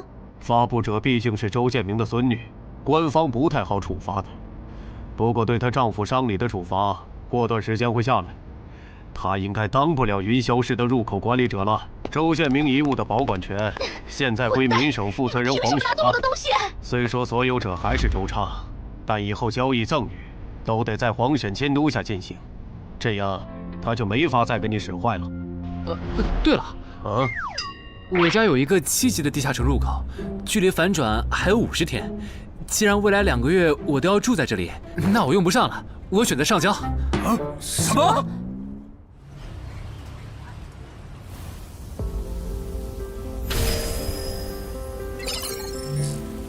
确实是6级到10级地下城，而且挑战人数已达上限，现在进不去了。哼，有意思。让后勤部过来安装几个微型摄像头，之后如果有人从这个地下城脱离，你就通知我。那澄海呢？按规章制度来。你隐瞒了地下城入口，违反官方冒险者的规定。不过念在你中途才进协会，又没培训过，就从轻发落。等你到9级时，多接一次协会例行任务就行。对于这个处罚标准，你能接受吗？能。还有就是，从明天开始，你要和常经川、梁家宽一起上地下城相关的常识课，早上8点，别迟到了。好。什么？他们还对你做了内部处罚？真过分！明明没有造成影响，而且澄海哥你跟他们报备的时间也不算晚啊，为什么要处罚你？因为相关条例就是这样，而且他们的处罚程度也很轻，所以也还好吧。相比起来，我更担心那些进地下城的赏金猎人。我家地下城有点邪门，他们要是掉以轻心，很可能被坑死在里面。澄海哥，你人太好了，明明是他们要害你，你却还在为他们考虑。你搞错了，我只是怕他们被困在地下城，到时候导致入口翻转，连累到我。说起来，你刚才说除了东山冒险者协会和你哥哥所在的散人联合以外，还有其他人也在帮我施压。我哥哥说明省的富豪曹火旺对悬赏你的事特不满，他认为传说级冒险者后代比老弱妇孺更受保护的话，以后冒险者肯定会变成特权阶层。听说这事还惊动了华东地区的负责人，所以关于你的悬赏才会这么快被撤下来。好，那替我跟你哥哥道声歉，等风头过了，我做东，咱们一起吃个饭吧。曹火旺吗？一起吃饭。啊，小妹真是的，为了个不知道从哪儿冒出来的野小子，竟然让大哥你用掉了这些年积攒下来的人情。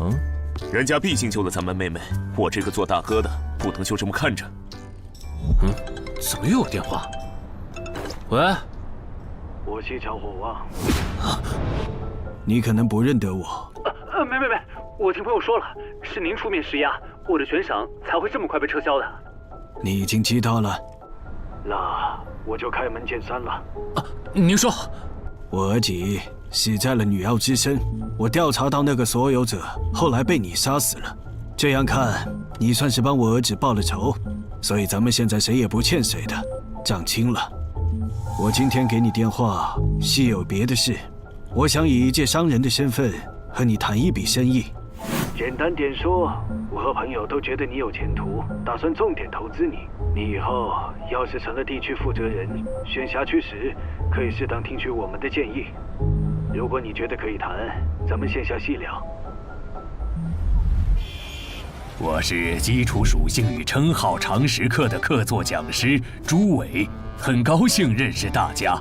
开始前，我想问大家一个问题：你们觉得对于新人冒险者来说，力、敏、体、智、感、魅这6种属性哪个最重要？这还用问？肯定是力量，毕竟脱离和通关任务大多需要击杀指定怪物才能完成。现在都知道，进地下城得备好防具和开刃武器，有兵器帮忙，哪怕身体弱得像软脚虾，也能击杀低等级怪物。对新人来说，力量够就成，多了那也是白搭。反倒是敏捷更能提高冒险者的生存率。这位学员说对了，在协会统计的数据中，刨除掉称号、职业和装备，对低等级冒险者的存活率和内战胜率影响最大的属性就是敏捷。敏捷影响冒险者在地下城内的存活率，这点好理解。但冒险者之间的内战为什么也是敏捷占主导？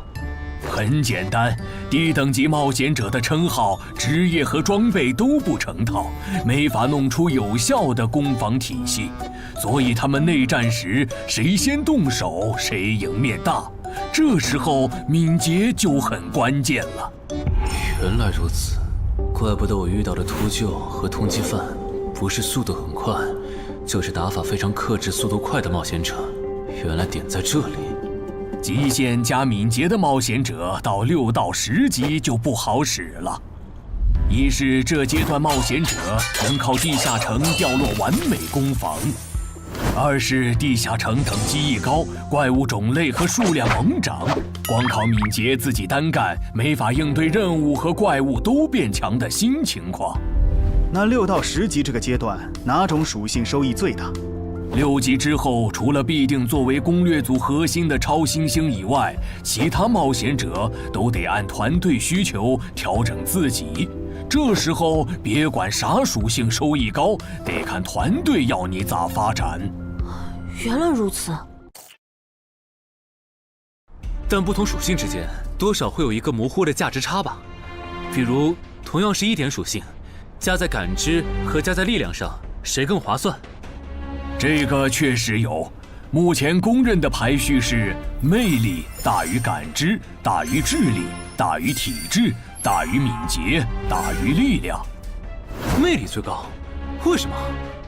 我也不知道，不过这个排序是传说们公认的。作为金字塔最顶层的冒险者，他们的判断必定有其缘由。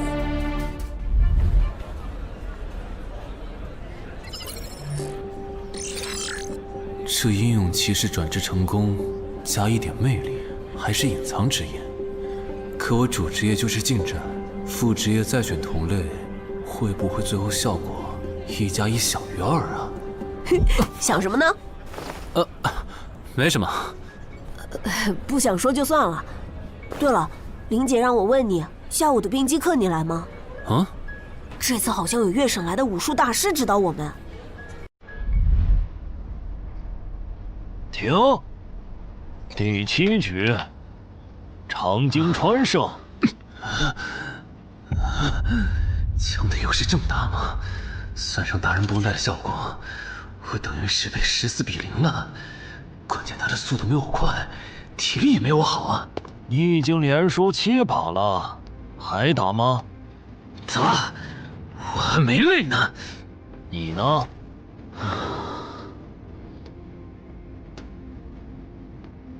打。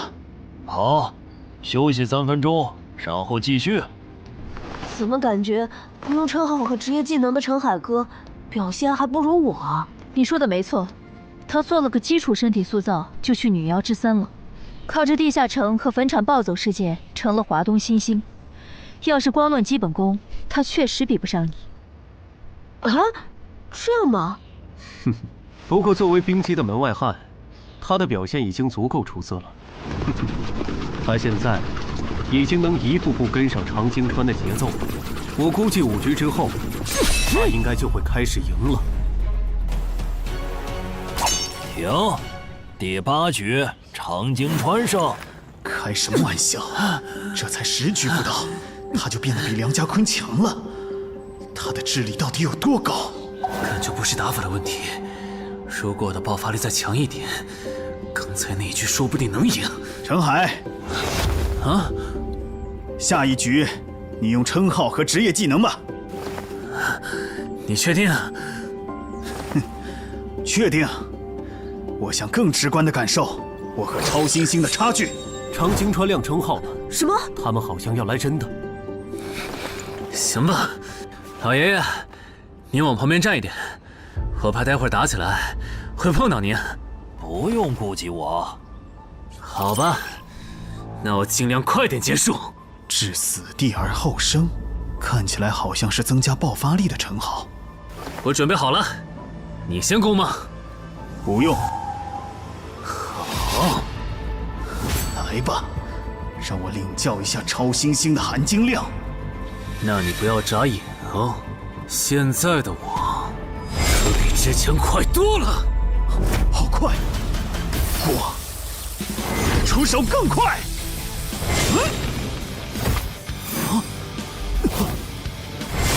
不可能，好快！你输了，今天就到这里吧。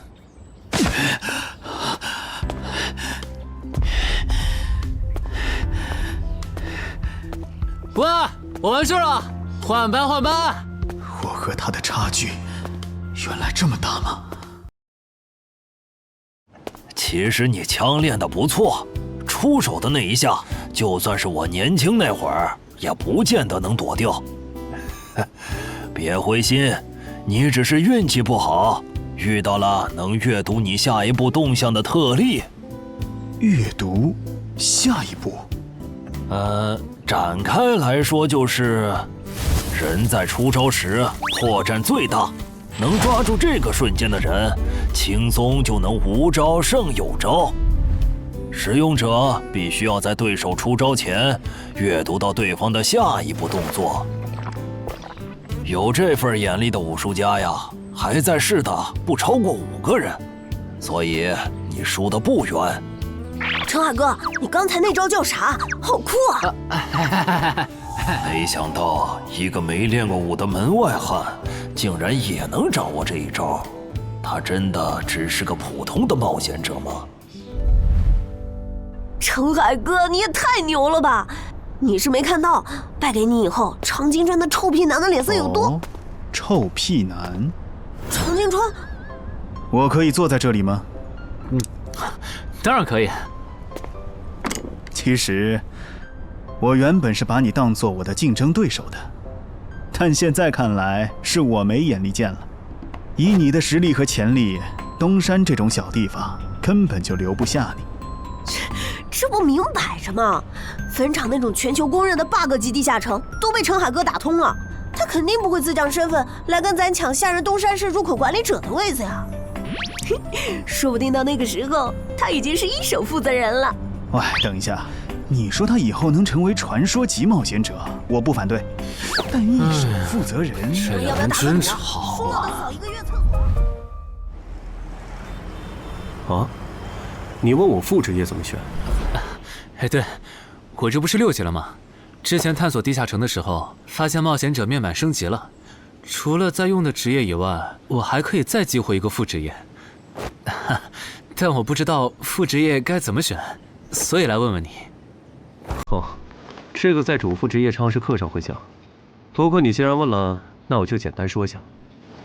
一般来说，冒险者主职业分常见和隐藏两种，常见职业很多，进阶方法也大都搞清楚了。你的主职业要是常见的，去内网一搜，就知道和哪个副职业最配了。那如果主职业是隐藏职业呢？果然，你是隐藏职业。隐藏职业因其获取难度，目前协会只掌握了个别职业的最优路径，其余的就只能凭感觉来了。啊？凭感觉？那如果选错了，后续不就完蛋了？谁也打不过了呀？不一定。毕竟常规职业冒险者，就算是成为传说，实力也只能排到中等偏下这样。如果你真是隐藏职业，只要没选和主职业互拖后腿的副职业，那上限就不会低。说起来，有一些隐藏职业，甚至不需要副职业就能直指传说，甚至还是上位传说。这样吗？不过这种，就算在隐藏职业里也是非常稀有的，就像8美人的骑士。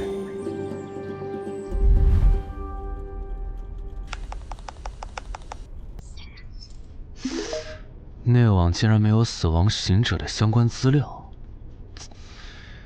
那看看英勇之骑士吧。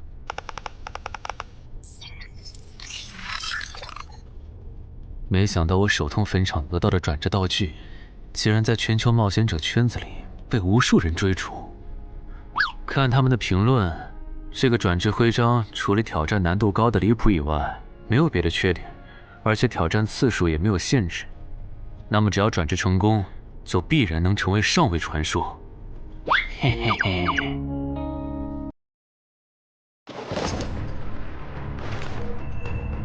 使用英勇之骑士试炼徽章。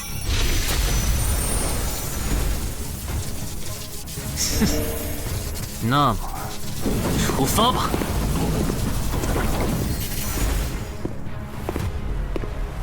啊？不是吧？让我挑战他？啊？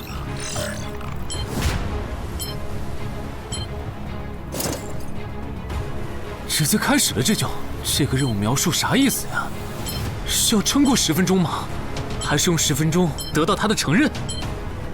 啊！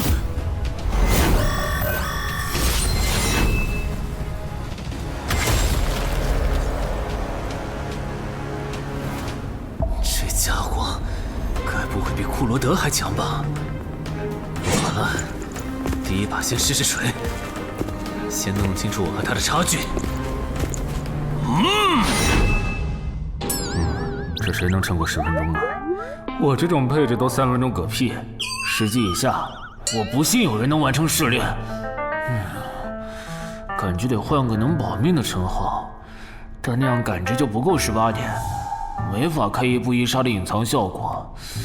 这么搞下来，说不定输得更厉害。等等，我不是还有那个吗？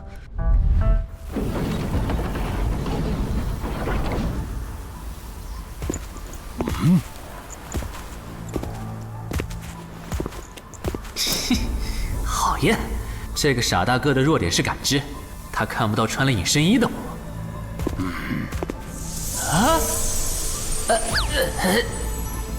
那是什么？丢！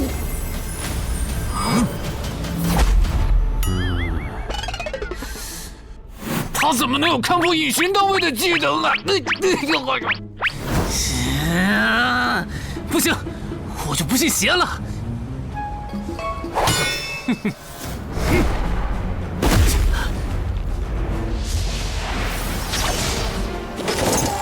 完蛋！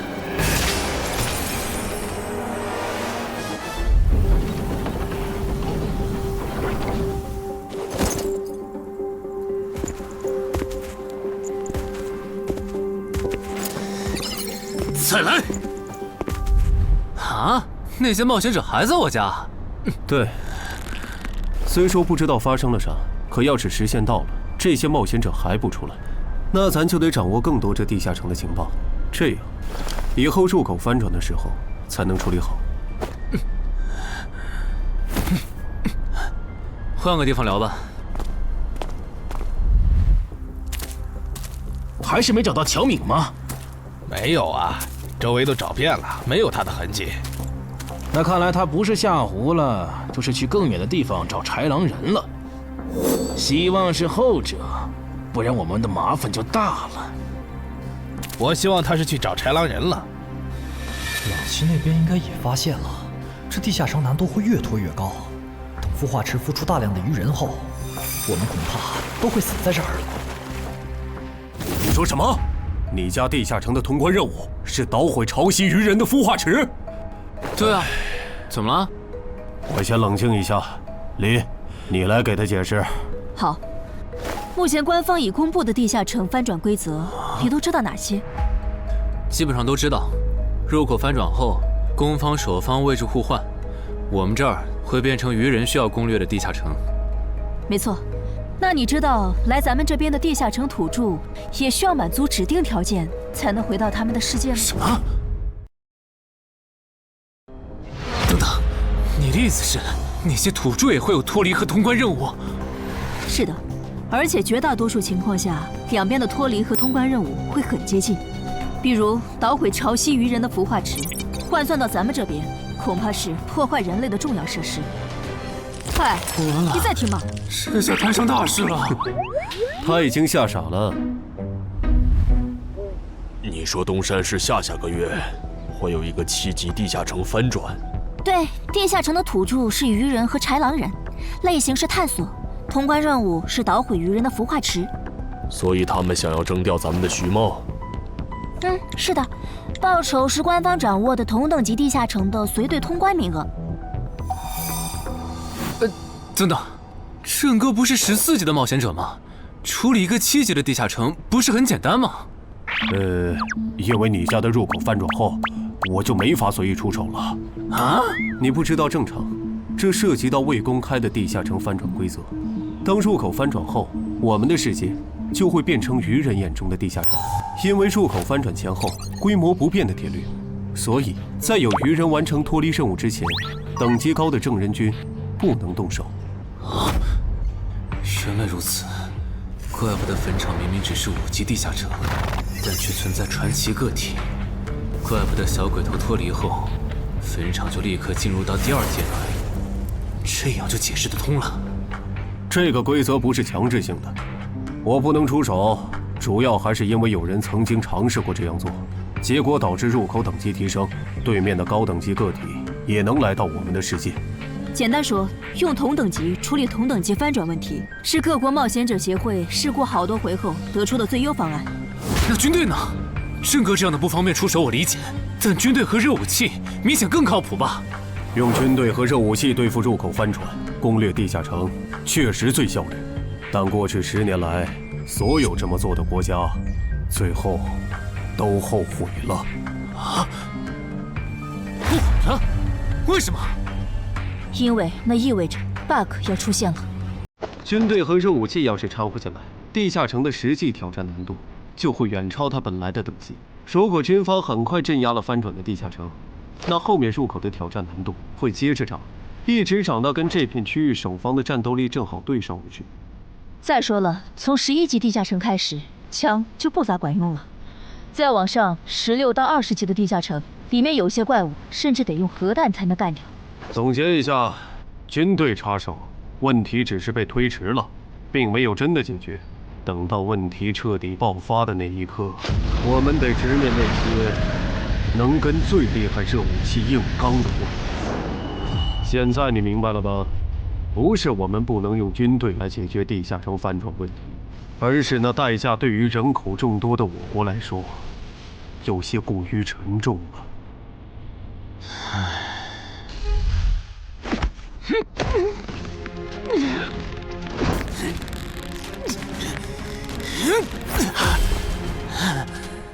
陈海哥这也太拼了吧！天天这么练，他身体遭得住吗？林姐没和你说吗？说什么？陈海家的地下城下个月要翻转了。什么？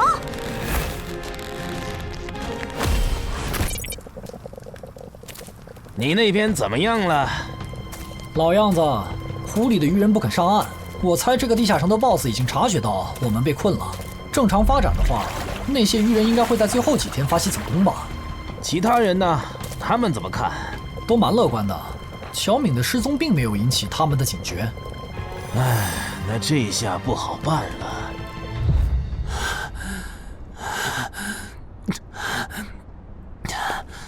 给。啊？今天周四，你不用上学吗？上啊！谁让有些人闯祸，把地下城入口给搞翻转了呢？想上都上不了。